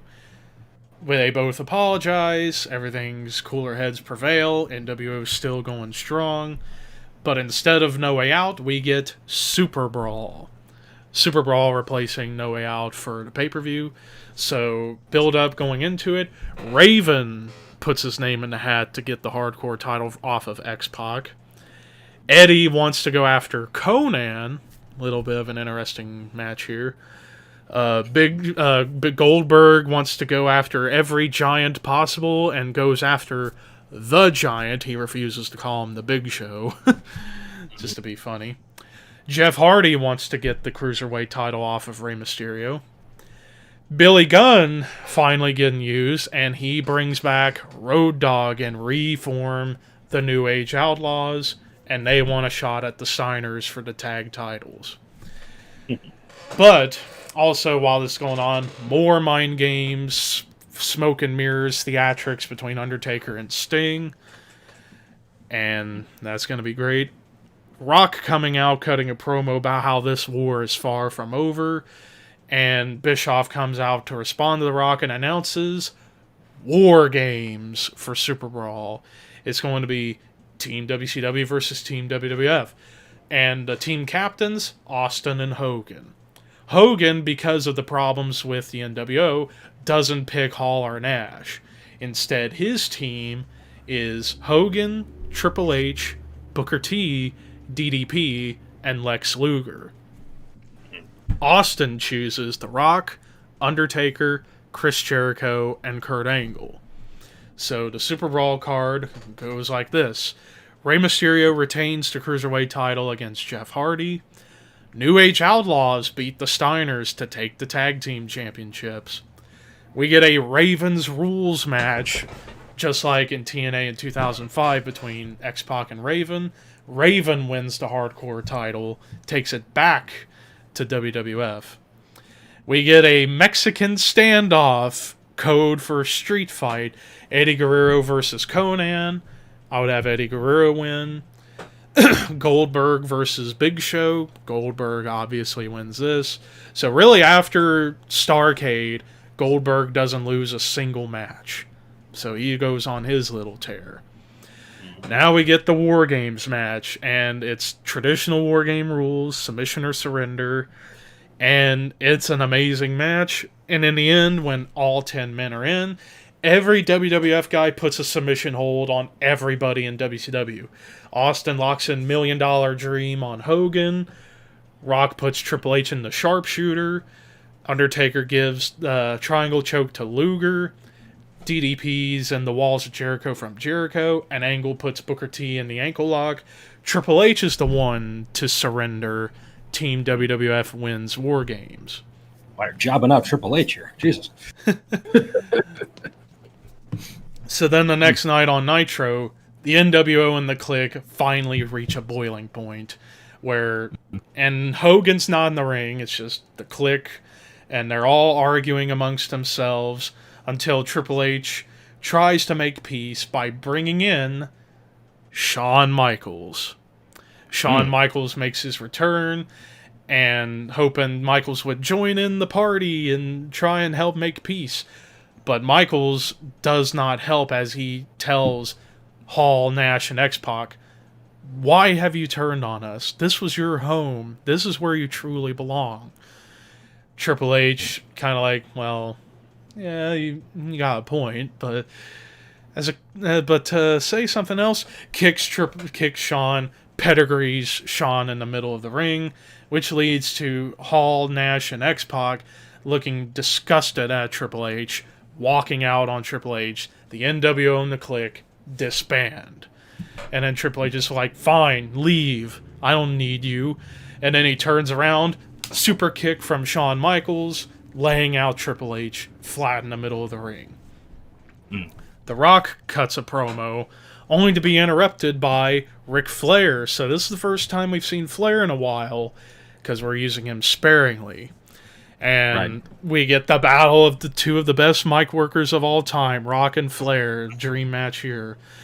Bischoff, meanwhile, is fuming because a lot of the titles, almost all the titles, have gone back to WWF. And he's like, I will not let this happen. No. When out comes all the WWF guys surrounding ringside and on the ramp, out comes, one by one, Linda McMahon, Stephanie McMahon, Shane McMahon, and Vince McMahon. So it's revealed Linda and Stephanie sold their share of WWF to Vince to bring him back.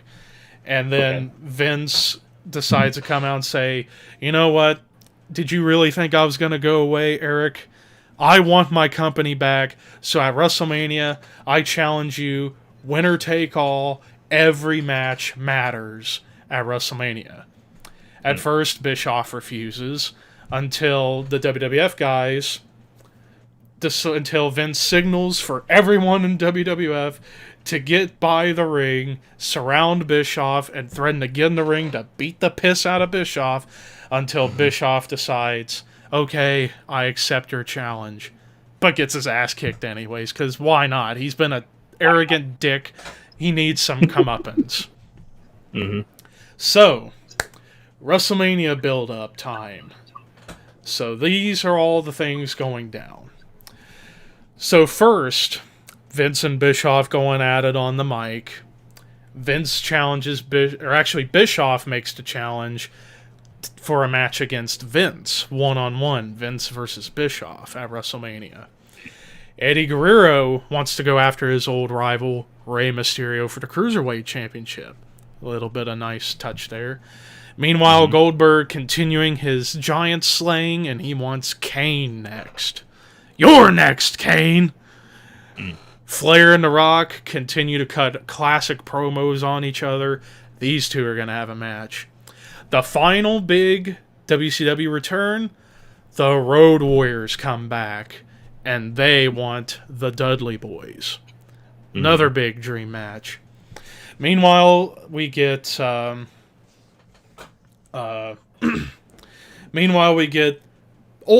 ultra mid-card title stuff with the U.S. and Intercontinental titles. So all the guys involved with this, Jericho, Benoit, Edge, DDP, Booker T, and Conan. Or actually, no, scratch that. Make that Buff Bagwell. I actually just read it wrong. Bagwell, Booker, DDP, Edge, Benoit, Jericho. And they want to get each other's belts. So we set up 6-man ladder match for both the Intercontinental and United States Championships. Okay. Meanwhile, Lex Luger coming out feeling complacent of not doing a whole lot because we're using him sparingly as well, especially after being humiliated in the War Games match. He decides, you know what, I'm finally going to put my TV title on the line right here tonight on Nitro, and if I lose, I will retire from wrestling. Out comes Brock Lesnar. We debut Brock Lesnar, and comes out, destroys Lex Luger, wins the television championship, retiring Lex Luger. Meanwhile, the Outsiders, Hall and Nash, they stay together. They want the New Age Outlaws for the tag team titles, so we get another tag team dream match. Undertaker and Sting's mind games continue to boil over until finally we get the dream match at WrestleMania, Undertaker versus Sting. Meanwhile, with Lesnar beating down Luger, Kurt Angle feels impressed as, while this is happening, he drops the Intercontinental title back to DDP due to interference from the Steiner brothers. So Angle, seeing Brock, impressed, decides to team up with Brock to tackle the Steiners. So the WrestleMania card. So basically, we get 11 matches. Whichever team, whichever company gets the most, gets control of WWF. So here's how this is the big one. So we kick things off with the tag team match, Kurt Angle and Brock Lesnar versus the Steiner brothers. I would have Angle and Lesnar win just to be a red herring, and after the match, Brock turns heel, destroys Kurt Angle, out comes Paul Heyman, and I'm going to do something a little fun. Torch the television championship. We get rid of the TV title. Brock doesn't want that title. He wants bigger belts. So we begin Brock's push like in real life in 2002, leading to King of the Ring and SummerSlam, so on and so forth. Next up, the big ladder match. Actually, no, I just realized I put Hennig in instead of Bagwell.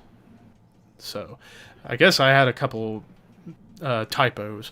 So we get the 6-man ladder match for both the Intercontinental and United States Championships with Benoit, Jericho, Edge, Booker, DDP, and Hennig. I would have Booker T win to give him momentum and to begin his ascension to the top of the company. Cruiserweight Championship match, we get a classic between Ray and Eddie. Ray retains as he's continuing to have a long run with the Cruiserweight Championship. And then we get, just like Survivor Series, we're going to repeat it just for the hell of it. Another 16-man battle royal for immunity. And I would have Buff Bagwell win this so we can begin him becoming a big mid-card star throughout the rest of the year. Then we get the tag team match of the Road Warriors and the Dudleys. Road Warriors win. So we're starting to see a trend. The WCW guys are starting to dominate as WWF's only picked up 1 win. So things are looking grim for WWF right now. And it continues to look grim as Goldberg pummels Kane, wins that match.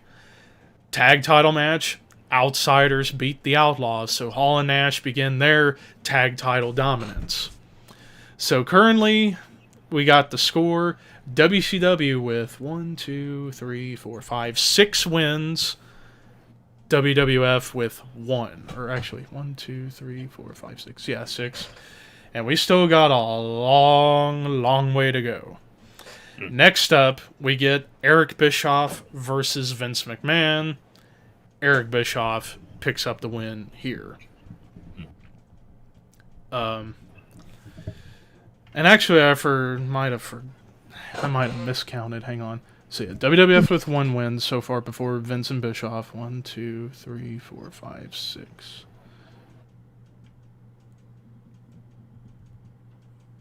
I might have had a miscalculation with numbers, but in the end, anyway. So Vince beats Bischoff, giving hope to WWF.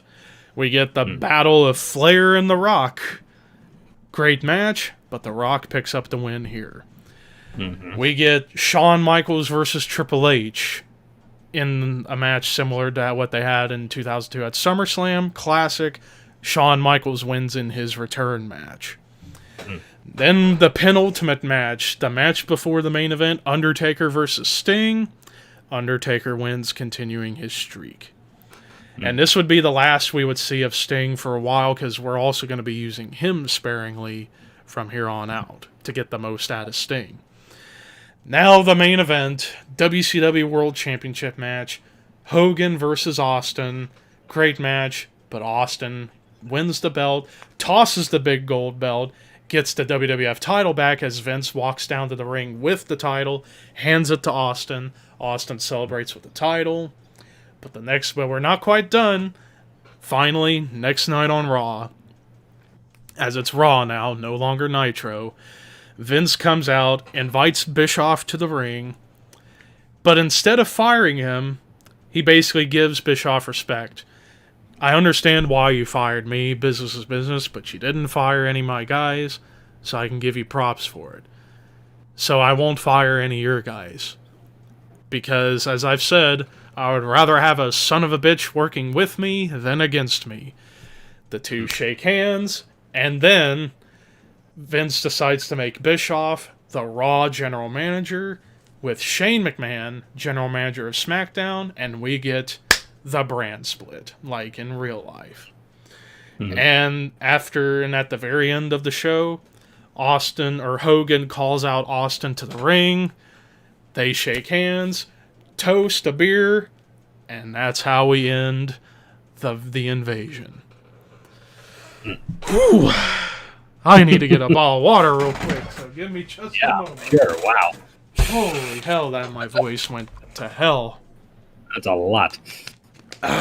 So, Scott, what did you think about that second half? All right, second half, you got the excitement going with bigger matches. You started too many titles, way too many titles. I'm sorry, way too many titles in there. But you got the excitement going with the bigger matches. You were building to Hogan and Austin. You're building to Rock and Flair. You're building to Sting and Taker. Dudley's Road Warriors. You got Eddie and Ray in there at a WrestleMania match. That's good stuff. So you had a lot of good build up to these matches. Some of the guys you didn't take care of along the way. You kind of buried Triple H. Sounds like, he went up here and then he went down here. And then he went up here, then he went down here. Then he's NWO, so he's not focused. He's part of a group. Then Shawn comes back after being injured for a while, and Shawn beats him at WrestleMania. It's like, killed him. But it's Triple H. He'll be fine. He might have a job after that show. Yeah. So that was a recurring thing with some guys too. They would kind of go up the card, and then they put over Austin or whoever's the champion. They kind of go back down the card. So what you have to try to work at is when a guy goes up the card, you have to try to keep him at that level. Because as Al Snow used to say, the business used to go like this. It now goes like this. And your low card guys will never work with your mid card guys. Your mid card guys will never beat your top guys. And your low card guys, they're never going to beat your top guys. So what you have to do is when you get a guy up, you kind of have to find a way to keep him at that level, because This is fantasy now. We all know this is fantasy stuff. There was a lot of good, like, wow, like fantasy ideas in there that would be good. Vince ain't going to give up Raw to call it Nitro. You know that, because that's fantasy. But it works in the storyline you're trying to tell. So it makes sense in that perspective. So for that, I definitely say good call on that one. But and also Bischoff versus Vince in a match would be horrible. Absolutely horrible. Keep it about 2 minutes and you'll be fine. 2 minutes, exactly. So, but yeah, stuff like that. But all the other good stuff you have on top of that, you took care of a lot of other guys. You were getting like the lower card guys in there. You're getting Rhino in there, Raven, Perry Saturn. You brought Vampiro in. You were getting some more faces in there to move on to, because in the next year, those top guys you had are going to have to start coming down the card because you got to start building some new stars. So Edge has to be elevated in the next year. Kurt Angle is going to go up there. You have so many potential WCW guys, Booker T, DDP, Buff Bagwell, like you said. So all those guys are going to start moving up in the next year afterward to take those big spots. And the other guys like Rock ain't going to be around much longer after this WrestleMania. Yep. Austin's only going to be around for one more year in real life. Hogan's not going to have a lot of time. Flair, there's a lot of guys that are just not going to be there the next year. You introduced Brock Lesnar in there at a good time. That was a good call to get him in there. I like the idea of him winning the TV title and tossing the garbage, flame it, get rid of it, because that's good heat. Mm-hmm. And have Heyman back. You also did what I did not include ECW in mine, which we'll get to in a minute. It was strictly WCW. So yeah, I think overall, a lot of that stuff in there was kind of like, man, that would be good, but it would never happen in real life. But there was definitely some good like stuff there you could build on, and like you could probably write an entire year on one or two of those angles from start to finish every single week, and really develop some incredible ups and downs of the story and start including other guys. That was another good thing you did too. You were including guys in various angles. Mm-hmm. You're getting guys like, here's this angle over here with these two guys. Here's this angle with these two. Let's put them together. Then we get something out of that one. Then we split them apart again. And we put two new guys together, another angle, and two new guys, work them together. It helps get other things over. So that's good business too. So overall, I'd say that was good. That was good. You're way more detailed than I am with my list. I'd have that. Okay. Yeah. I basically start from WrestleMania 17 to WrestleMania 18. I only do the 4 big pay-per-views and some high points in between, but I give the major detail of what happens to Raw and SmackDown after WrestleMania 17. So, yeah. So if you were to grade my booking on a scale of 1 to 10, how would you go? Because I got an idea of how it would be in my mind. Yeah, I'm gonna. Well, see, this is where I have the issue because I did this. I was a booker in 3 different wrestling promotions. Yeah. So never worked for WWF or anything like that or wrote TV. But I have a great understanding of how it's done and what you need to do to get talent over and continue storylines on a recurring basis in real life and dealing with egos and politics. So if I was to say this was strictly from a fantasy point of view, I give you a 9.5. If I go from a could this really happen, you barely get a 5. So I'm going to be right in the middle, and I'm going to give you a 7.5 out of 10. I was thinking the same thing, too. I think that's definitely fair. So, yeah, because now thinking about it, Triple H didn't get the best treatment throughout it all, but I had to somehow get some baby faces over, and also with Shawn coming back, no way I'm having Triple H beat Shawn. Now you see, now think about that. You didn't realize that. That happens in real life too. Why do you think so many guys fall down the card? They get lost in the shuffle. And because you brought a lot of WCW guys in there in one shot, you have a lot of WWF guys in real life who be like, dude, what the hell? We've been here for years. They're just getting here. Why the hell aren't I getting TV time? Why aren't I on the pay-per-view? You're going to get a lot of that shit. That's what happens there. That's when you have that big influx of guys right at the beginning. It starts to bring big problems to the locker room. You'll start to see dissension there. So fantasy-wise, loved it. If this was like a 2K17 type scenario, a 2K20, whatever type thing, yeah, this would be great. But real life, real scenario, this wouldn't happen, that wouldn't happen. Vince ain't gonna wrestle Benoit, trust me. Stuff like that. So, but yeah, a lot of potential for good stuff there. So I think 7.5, bud. I think that's good for you. Thanks. I mean, I was thinking that as well as I was going through it all, and so on and so forth. And then, of course, with how I ended it with having Bischoff be GM, yeah, a few months earlier than real life, but it's good timing because we're about to do the brand split. Because after all, you got so many guys, you got to figure out some way to have them all on TV. And that was one of the reasons why the original brand split worked so well for so long, because you was able to see different guys all the time on each show. Right. And basically from this point on, we get mostly similar booking to like real life. Brock winning King of the Ring, becoming champion at SummerSlam.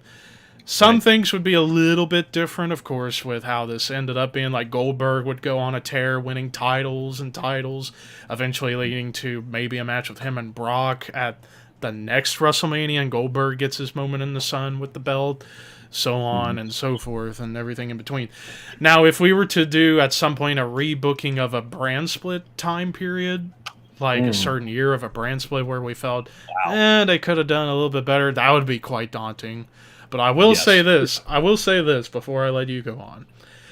The original brand split, the one mistake they made was making 2 world titles.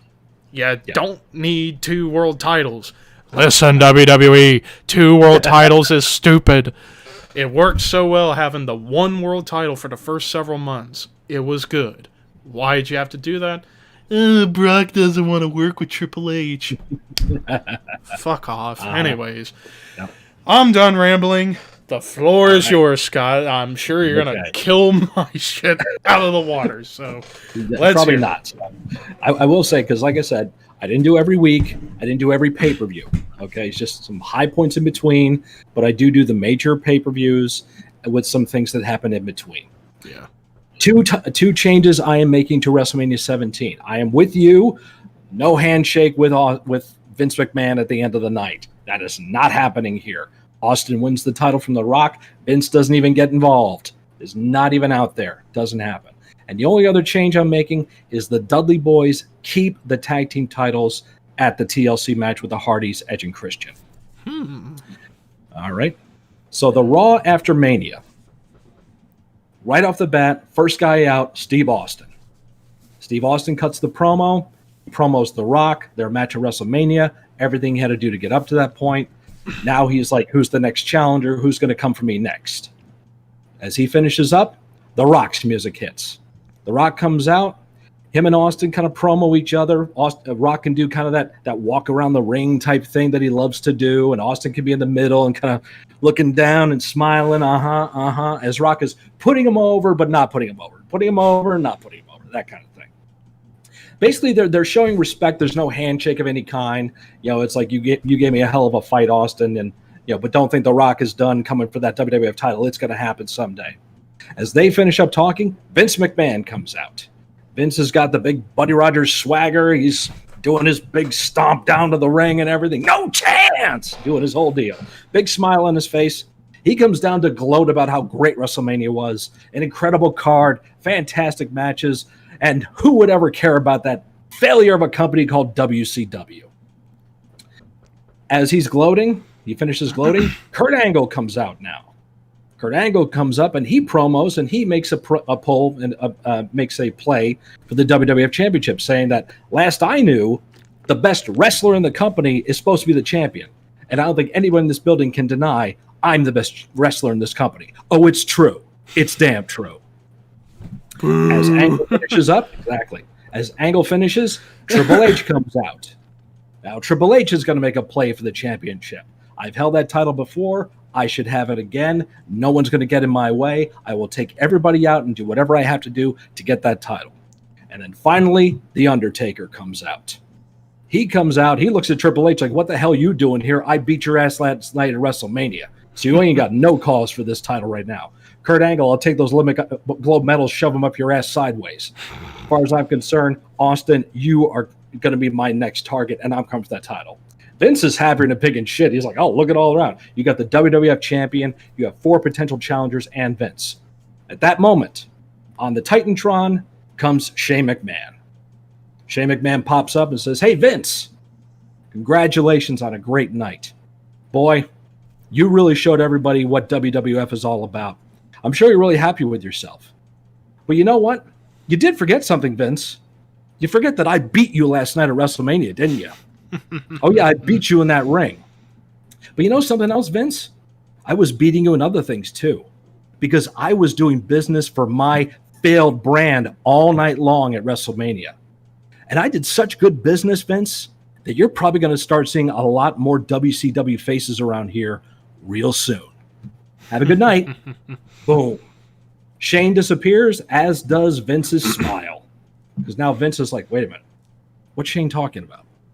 Doing good business? What's going on? The wrestlers in the ring don't give a shit. They're looking at Vince like, Austin steps up. You wouldn't mind telling me who Stone Cold is going to be facing next to defend his title against? And Vince tries to get himself. "Oh, you're right. Okay. We'll do this the easy way. Tonight on Raw, we'll have 2 title contention matches. It'll be Kurt Angle versus The Undertaker and Triple H versus The Rock, which is what you had. The 2 winners will face each other on SmackDown, and the winner of that match will challenge Austin at Backlash for the WWF Championship." Nice and easy. Yep. Later on in the show, Vince is in his office. So like I said, I'm not doing every segment, every match of Raw and SmackDown. It'll take way too long. Later on in the show, Vince is in his office. He's on his phone. He's talking to Briscoe. He's talking to whoever he can get his hands on, Patterson, whatever. You got to find out what happened. Who does Shane talk to? Is he bringing somebody new? Did somebody jump? What's going on? We got to find out. As he's on the phone, there's a knock at Vince's door. Who is it? It's Chris Jericho. Jericho comes in. He's Intercontinental Champion at this point. Vince, I want to talk to you about this WCW thing. Chris, I know you want to talk to me about it, but I don't have time right now. Just call my office or something. We'll talk some other time. Well, Vince, you're here. I'm here. I really want to talk right now. Chris, I don't have time for this. Okay? We'll talk some other time. Please, get out of here. Blowing Jericho off. Says the hell with it. So Jericho leaves. We could have a match go on during Raw now. We could have the Right to Censor. Bull Buchanan, the Good Father, and Val Venus with Stevie Richards and Ivory in their corner against Test, Edge, and Christian. Match is going on. At some point in the match, Shane McMahon's face pops up on the Titantron again. And he just looks at the ring. All the guys stop. They look. And Shane just goes, "Okay, guys." Everyone looks around. At that point, Test, Val, and Stevie Richards beat the shit out of everybody. They grab chairs, kendo sticks, anything they can get, leave everybody laying. Now you're like, holy shit. Those 3 guys just jumped. Doesn't mean anything right now because they're mid-card guys. But you got to have top-tier, mid-tier, and low-tier guys. This is just the first inkling that, wait a minute, Shane did do some good business. Test, Val Venus, Stevie Richards, and Ivory too. They all leave. They leave everybody laying. They walk halfway up the ramp. They stop. They turn around. The one guy left in the ring is Edge. He's standing there. Look at them. He's holding his ribs and everything. But the one guy who wasn't in the ring during the beatdown was Christian. He was out on the floor. Christian gets up, slides in the ring, comes up behind Edge, grabs him, turns him around, unprettier. Christian turns on Edge and breaks up the team, and Christian has jumped to WCW. He jumps out of the ring, meets up the other guys, and they scatter. You cut to the back, and Vince is, what the hell is going on? He just saw what happened on the monitors. Like, he got them to, what the, back on the phone. What the hell's going on? Just going crazy. Because this is outside Vince's realm of thinking. He's like, nobody's going to leave my great company for that failure WCW. Guess what? They did. We go to our first title contention match. It's The Undertaker versus Kurt Angle. Match is going on. Out of the crowd, Mike Awesome. Mike Awesome hits the ring, and this is not the fat chick Thriller. This is not that 70s guy. This is ECW style, full-on Mike Awesome. He was WCW at the time, so it makes sense for him to do this. He hits the ring. He takes out Kurt Angle. He takes out The Undertaker, leaves them both laying. The match is a no contest, so there's no winner here. So you got an introduction of another new face this time. Vince is having a conniption fit backstage. He sees this like he cannot believe what is going on here. Then we get to the main event of Raw. It's Triple H versus The Rock. As they're having their match, Christian, Val, Test, Mike Awesome, Stevie, they all swarm ringside. They all jump up on the apron. Rock and Triple H stop fighting each other. They kind of stand back to back, ready to fight. Big Show's music hits. Big Show comes running down the ramp. He gets in the ring. WCW guys scatter. They drop. They all push to the side.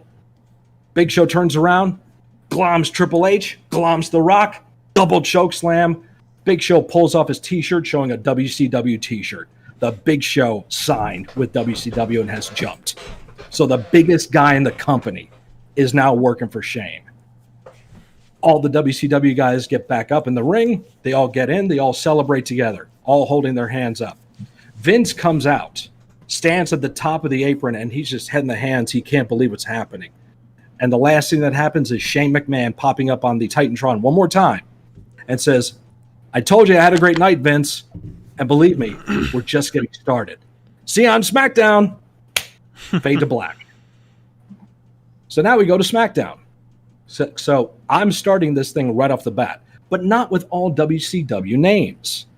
We're going to start trying to single out some WWF talent to break them apart, to start getting them a push by making them part of this WCW faction. So now at SmackDown, Vince is out there in the ring at the first segment. He could have security surrounding him, maybe not. And Vince basically in the promo says, look, I can understand now that Shane is serious.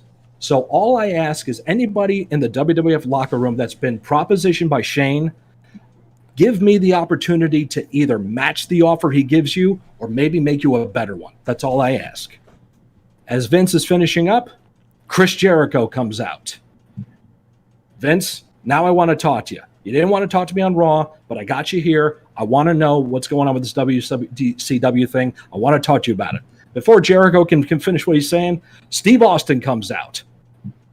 Austin comes out and gets Vince's face. Who am I defending the title against, Vince? Your contender matches got ruined on Monday. So who am I facing at Backlash?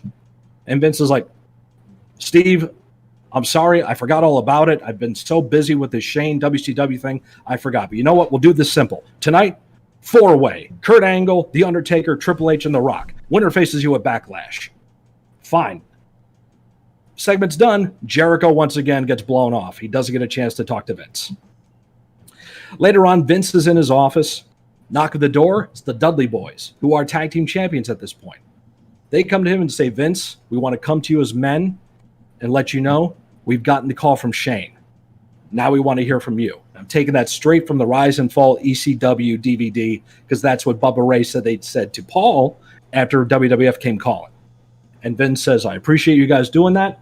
He whips out a couple of contracts, and this is television. You don't have to really read your contract on television. Right. But Bubba and T-Von, they read their contracts, and they're like, Vince, I don't think Shane's got anything to worry about.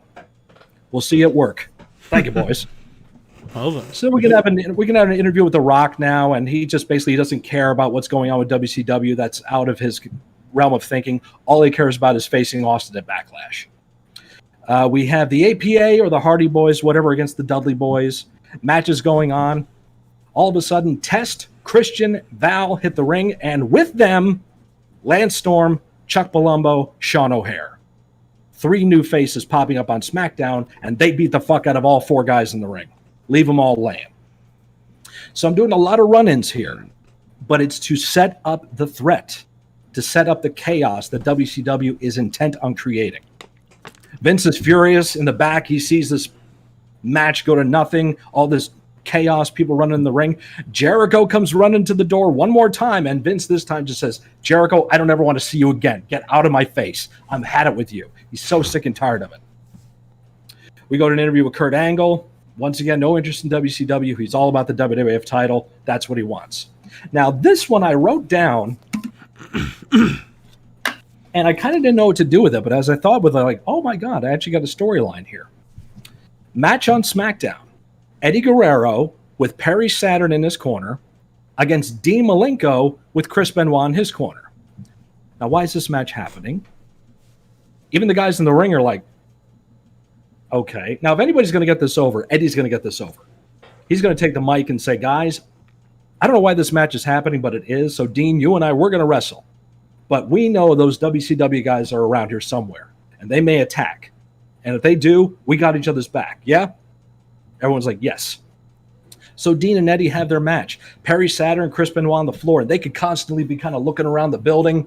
They're trying to sell, like, who's going to jump? Who's going to jump? You know, even when Dean and Eddie are in the ring and they're getting up on each other, they can kind of make quick glances. Yeah. You know, like, what's going on? You know what happens?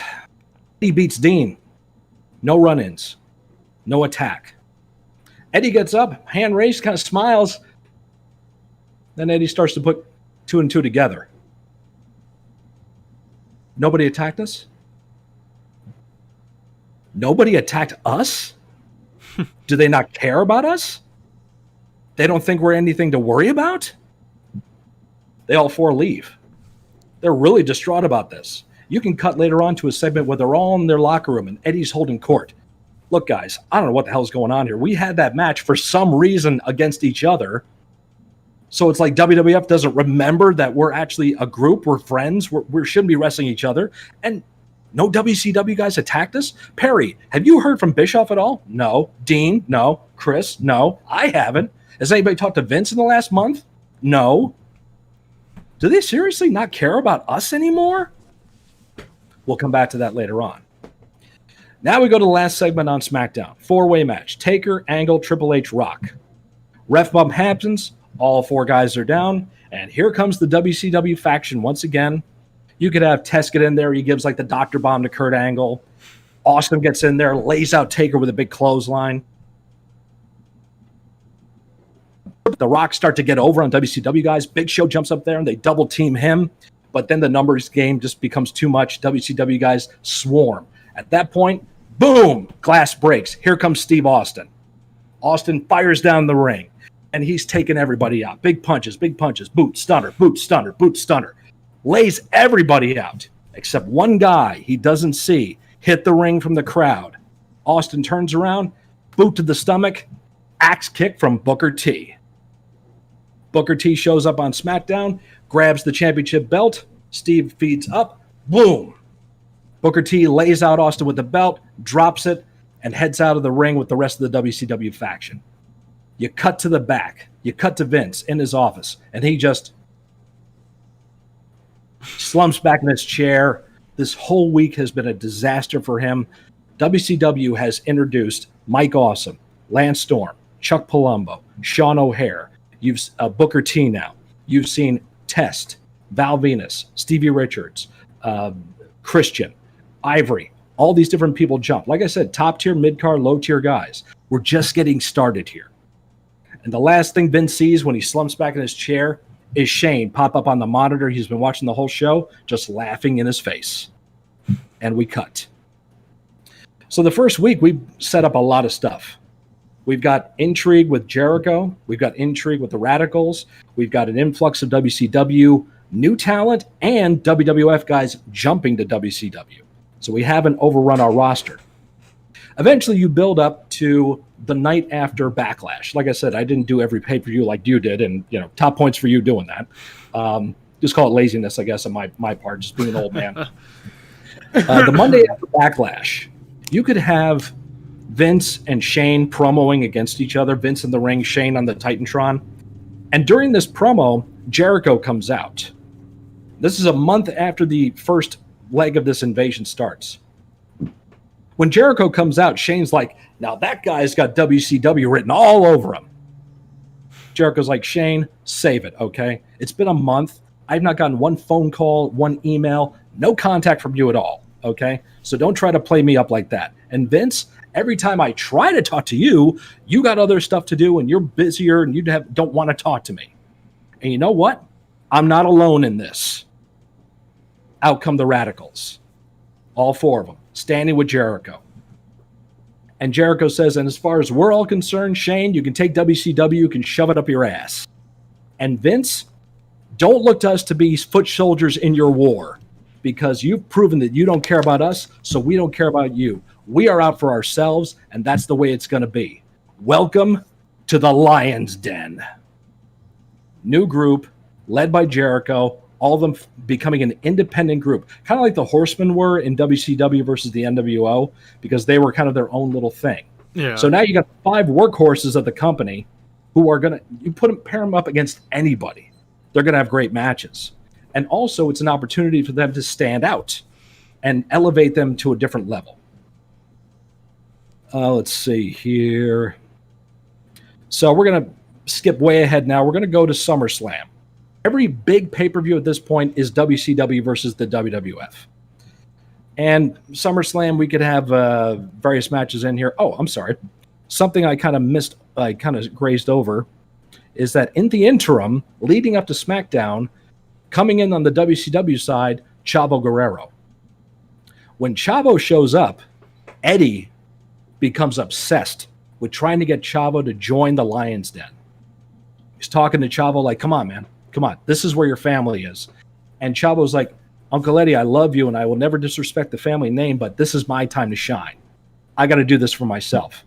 It's like, you're not listening, Chavo. You're going to join us. Uncle Eddie, no, I'm not. This is going to lead to a match between the two of them at SummerSlam, Chavo versus Eddie. You could also have Triple H against Test. Triple H is WWF, but he's a heel. Okay, so we need to keep him going strong. And Triple H is going to go over on Test, even though Test is WCW. It's not about brand loyalty for Triple H. It's all about him. Undertaker versus Mike Awesome ends in a DQ with Undertaker winning. Awesome just bleeds the Undertaker, leaves him laying in a big mess. Rock versus Big Show. Big Show beats The Rock clean right in the middle of the ring. Big Show's the biggest guy in the company. The Rock can lay down for Big Show. It's okay. Dudley Boys against Sean O'Haire and Palumbo for the WWF Tag Team titles. Incidentally, no WCW titles are coming over in my thing here. None of them are coming on board here. And O'Haire and Palumbo beat the Dudley Boys for the tag titles. So now WCW has claimed a championship. Now we get to the main event of SummerSlam, which is Steve Austin defending the WWF title against Booker T. Because Booker T made that first shot against Austin on that SmackDown right up to WrestleMania. This whole time it's been building up between the two of them. One-on-one matches happening, ref bump happens, whatever. Booker T looks like he's going to get over on Austin. Austin's down. He's bleeding, whatever. When out of the crowd comes Diamond Dallas Page. DDP hits the ring. Him and Booker lock eyes. And they hug. They hug each other. It's all good. They're all celebrating with each other. DDP says to Booker, go get him. Booker goes to get Austin. DDP turns Booker around. Diamond cutter. DDP jumps out of the ring, jumps in the audience, does the whole thing with the crowd. For the first time, Vince McMahon has bought a WCW guy to be on the WWF side. So now he's firing back at Shane. You took all these guys from me? Well, I'm going to take one of your guys that you could have had too. And in the ring, Booker feeds around to Austin, boot, stunner. Austin keeps the title 1, 2, 3. So now, Shane and Vince, after all this time, this has been May, June, July, August, 4 months of chaos. And you could have various other guys kind of show up occasionally. I did a lot of run-ins the first week, but those run-ins start to get faded out because you don't want to overdo it as time goes on. They're not being used as a technique to protect some guy from not doing a job. It's there to set up the intrigue and the interest and the threat of WCW, which at this pay-per-view, WCW did real good. Chavo beat Eddie. Christian beats Edge, by the way, and Christian has become Intercontinental Champion, so that's another title for WCW. O'Haire and Palumbo beat the Dudleys for the tag titles. They've got another championship. But now DDP showed up, so he's on WWF side, and Austin still has the title. Big Show beat The Rock, so a lot of success for WCW at this pay-per-view. But Vince and Shane, they're getting so bombarded with all this stuff going on, they have decided they're going to name commissioners for their respective brands. Next week on Raw, Vince will announce his man. Over on SmackDown, and SmackDown is starting to become a de facto WCW show. More WCW guys are showing up on there than on Raw. You can get like some WCW interplay on Raw, but not as much. You want to create the separation so at the big pay-per-views, when they face each other, it's important. So Shane says, fine, if Vince is going to do it, I'm going to do it too. Next week on SmackDown, I'm naming my WCW commissioner. The next week on Raw, Vince McMahon says, I'd like to introduce my WWF commissioner, Ric Flair, as you did earlier on. So Ric Flair now is working with Vince on the WWF side. We go to SmackDown, And Shane McMahon says, I want to introduce to you my WCW commissioner, jackass, Terry Funk. Terry Funk is the WCW commissioner. So now, Flair and Funk can promo each other. They can promo each other all they want. They're not going to have interactions because Funk's on SmackDown, Flair's on Raw. They're not going to see each other. So they can talk shit to each other, but they're also going to do a lot of stuff on each show. We're also starting to elevate Chris Jericho as being part of this faction now with the Lion's Den faction with the Radicals. Jericho's going to start to get elevated into the WWF title picture. And as time is going on building up to Survivor Series, Funk starts teasing the signing of a huge name coming to WCW. When we go to the No Mercy pay-per-view, which is before Survivor Series, the main event of that pay-per-view is Austin and Jericho for the WWF title. As the match is happening, both men do a double knockdown, and you did this in your thing, and I'm doing it here. Hit the music. Hollywood Hulk Hogan shows up. And just Hogan. No Hall, no Nash, no NWO. It's just Hogan in the black and white outfit with the lightning on the tights, the boa, the black headband, all that stuff. He comes down the ring. Jericho and Austin kind of pop up, and they see Hogan come, like, what the hell? And Hogan comes right into the ring. He's fucking Hulk Hogan. It's 2001 at this point still. He can do this. He steps up to the ring. He looks at Jericho. He looks at Austin, and they're both tired from having a hard match. Hogan's fresh. He just looks at the two of them, kind of laughs. Hogan steps right back out of the ring. Jericho goes for a schoolboy on Austin. 1-2 kick out. They go back into their match. Hogan's watching, but the whole crowd was like, it's fucking Hulk Hogan. He came back. Hogan's back. Yeah, crowd's going nuts. Finally, Jericho and Austin have a double knockdown. Jericho throws Austin to the floor. Hogan gets in the ring. He starts banging on Jericho. Ring the bell. Match is over. He takes the shit. He beats the shit out of Jericho. Hogan turns around to pose because Hogan must pose, brother. Austin recovers. He gets in the ring. He pitches Jericho out of the ring. Austin stands up. Hogan turns around. Now they're face to face. And you get that reaction from the crowd. And Hogan just looks at Austin and just looks him up and down. And Hogan walks off.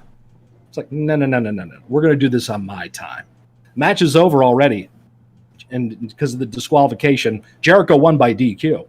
So Austin got DQ'd. So Jericho wins that match. So once again, Jericho's getting elevated. We got to try to keep him in that top tier now, around that top tier. So now Hogan's there as part of WCW. Funk and Flair are going back and forth. Hogan and Flair can go back and forth with promos now. Booker T is there. DDP and Booker T now, they've been promoting each other and they've been threatening each other. And how could you do that to WCW, DDP? I thought we were brothers and all this stuff. DDP is like, hey, man, I've just been waiting for my opportunity. As far as I'm concerned, y'all forgot about me. I'll forget about you. So it's a lot more about promos and storylines and storytelling that I'm going for here that lead to the big matches. Now we go to Survivor Series. We could have Chavo Guerrero, Christian, Val Venus, and like Shane Helms or Lance Storm, somebody else on that side, against Benoit, Eddie, Dean, and Perry. And as eliminations go, the last guy standing is Chavo Guerrero. So we're pushing Chavo pretty good. He beat Eddie at the SummerSlam pay-per-view, and now he's won the match for WCW here. Edge versus Triple H. Once again, Triple H is a heel, doesn't care about what's going on. Triple H is like, every time he gets called to action, he's like, no, thank you. Yeah, I'm not here for that. I'm here to win because I'm still coming for Austin's title sooner or later. So Triple H goes over on Edge. You could have a tag team elimination tag match, the Dudley Boys and the APA against O'Hare, Palumbo, and you could have Lance Storm and Just Incredible. They could reform the Impact Players. You could conceivably have that. And WCW would win that one.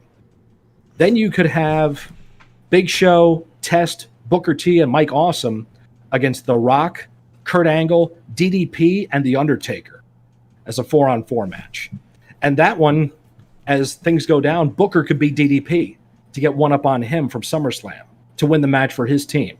Like Big Show and The Rock get double count out. Awesome could beat The Undertaker again to continue that angle because Awesome and Taker are kind of always in each other's business, it seems. Two big guys. Taker would know how to get a good match out of Awesome. You keep Awesome strong by letting him kill guys on SmackDown. Kurt Angle and Test, they could have some good stuff.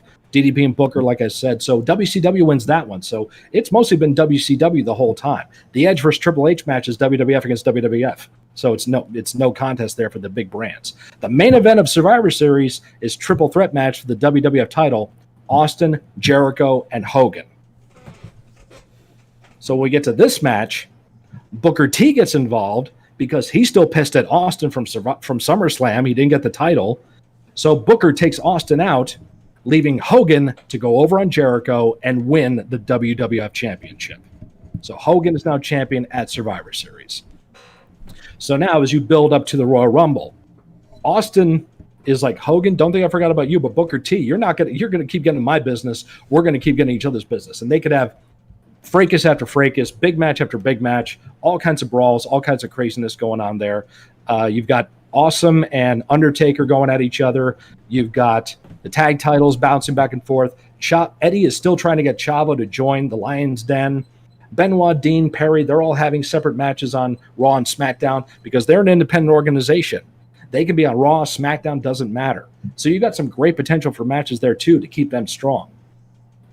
So we go to the Royal Rumble, and we could have some various matches here. Eddie and Chavo could have a rematch. This time, Eddie beats Chavo.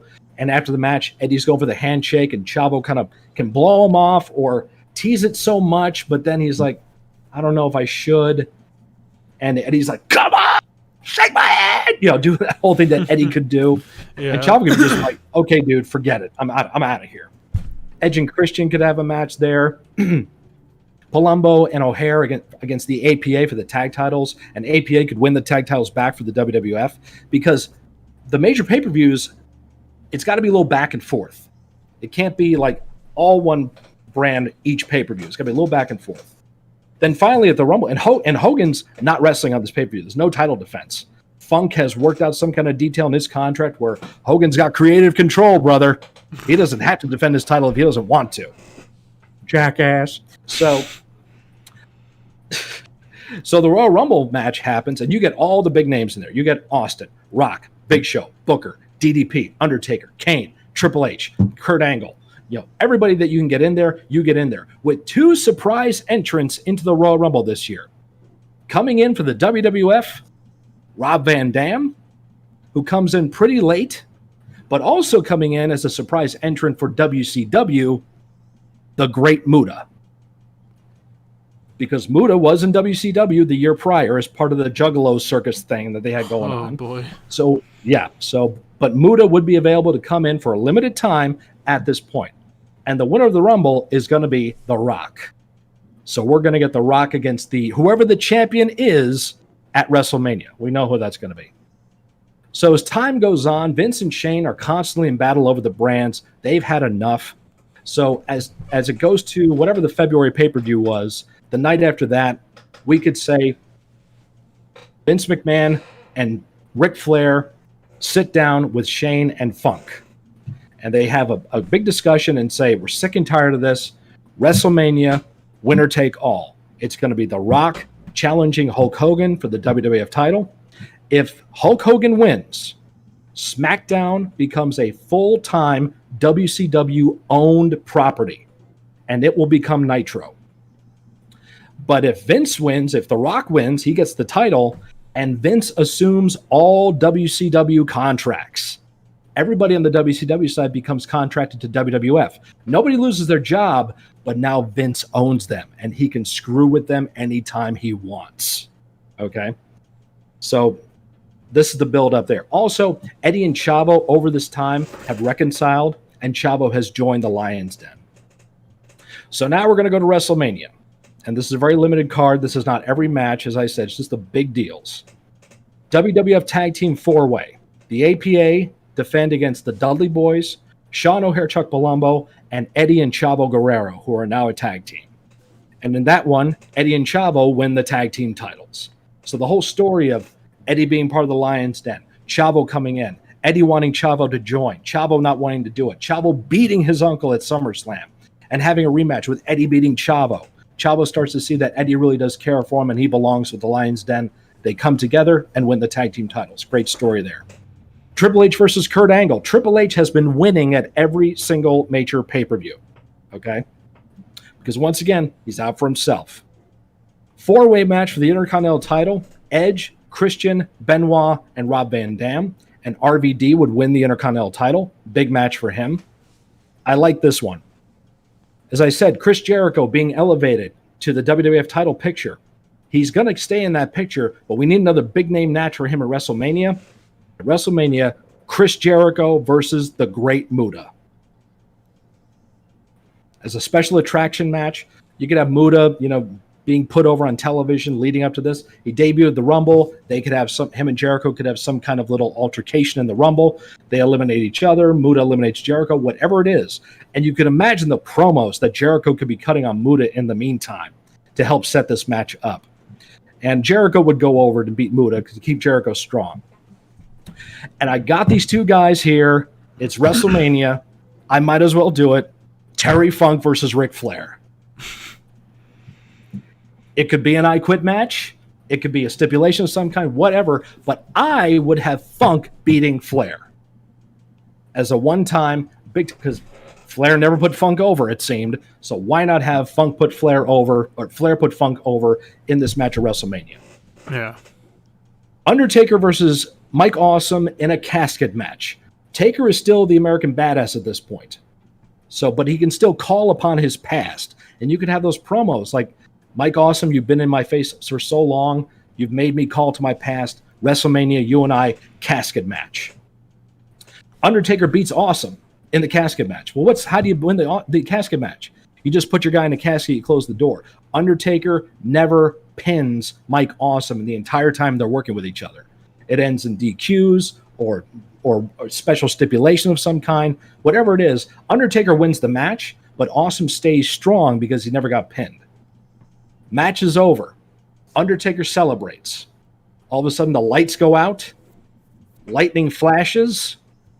And then, boom, one spotlight shines down on the turnbuckle in the ring. And laid up against the turnbuckle is a black bat. As a subtle, because I'm big on subtlety, as a subtle indication that Sting is coming for The Undertaker. We've had this whole year. We haven't brought Sting in yet because, as I said earlier, you got to have something to go to next. So Sting and Taker is going to be something for the next year. How about this for a Texas Tornado tag match? Booker T and Big Show against Diamond Dallas Page and Stone Cold Steve Austin with special guest referee Mick Foley. Because these guys have been in each other's throats for the last year. This one ends big bloody brawl. Everyone gets juice in this one. Just crazy chaos going all over the place. And in this one, Austin and DDP catch Booker and Big Show, win the match. You could have a second guest referee out there. It could be, Tommy Dreamer for WCW or whoever. You can get some other people involved. Raven could be involved with this somehow. But Austin and DDP win. And then finally, main event of WrestleMania, and this was the exact same time it happened in real life. And for all intents and purposes, because I was there live, this was the main event of WrestleMania 18, Hogan versus The Rock. But this time, it is the main event, it's last on the card, and it's for the WWF title. And there's a lot of storyline to build up with this one. You could go into the fact that The Rock has never won the WWF Championship at WrestleMania up until this point. He never has. You could put over that Hogan has never lost the WWF Championship at WrestleMania. He never did. So that's more storyline to add to this angle. There's all kinds of other subtlety to go in there. And plus, there's the stipulation. If Hogan wins, SmackDown becomes Nitro. But if Rock wins, Vince gets control of everyone's contract. And with the electricity of that crowd, just like it happened in real life, minus the NWO influence, The Rock beats Hogan at WrestleMania for the WWF Championship. So now all contracts become property of WWF, and Vince sends Shane packing. He's like, you've caused me enough freaking headaches for a year. I don't want to see you again. So Shane leaves, and he can come back down the line. So now after WrestleMania, there's so much to talk about. Triple H is going to go into a program with The Rock next because Triple H has been winning every single big pay-per-view. It's time for Triple H and The Rock to have their deal. You could have Hogan and Jericho possibly in a feud. Jericho could leave the Lion's Den with a huge head and turn heel. You could have Hall and Nash start to show up. You're going to have the intro of Brock Lesnar, Randy Orton, John Cena, Batista. Sting has been teased. Goldberg could come in. So there's all kinds of fresh matches that you can set up for 2003. Now, how about this one? What we have the potential to do, I just wrote this down on a whim, and I know I left a lot of guys off the show. I know I did that, and a lot of women too. I was not fair to the women. So it's just the way this goes sometimes when you're booking in this way. How about a potential match, Undertaker and Kane against the Great Muta and Sting? Ooh. You know what? I just remembered something. I did have originally put in, whenever I was doing my booking, I did have originally put in for my Starrcade card, Undertaker and Kane versus Sting and Vampiro.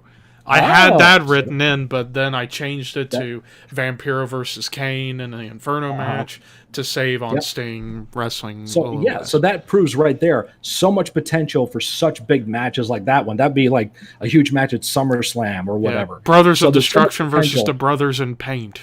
Exactly. Because Sting and Muta have a huge history of wrestling against each other. Now they're teamed up. Undertaker, Kane, we know their story. So there's so much to add to it. And Hall and Nash coming in, Rey Mysterio coming in, Goldberg Tajiri, coming in. Goldberg, Dreamer.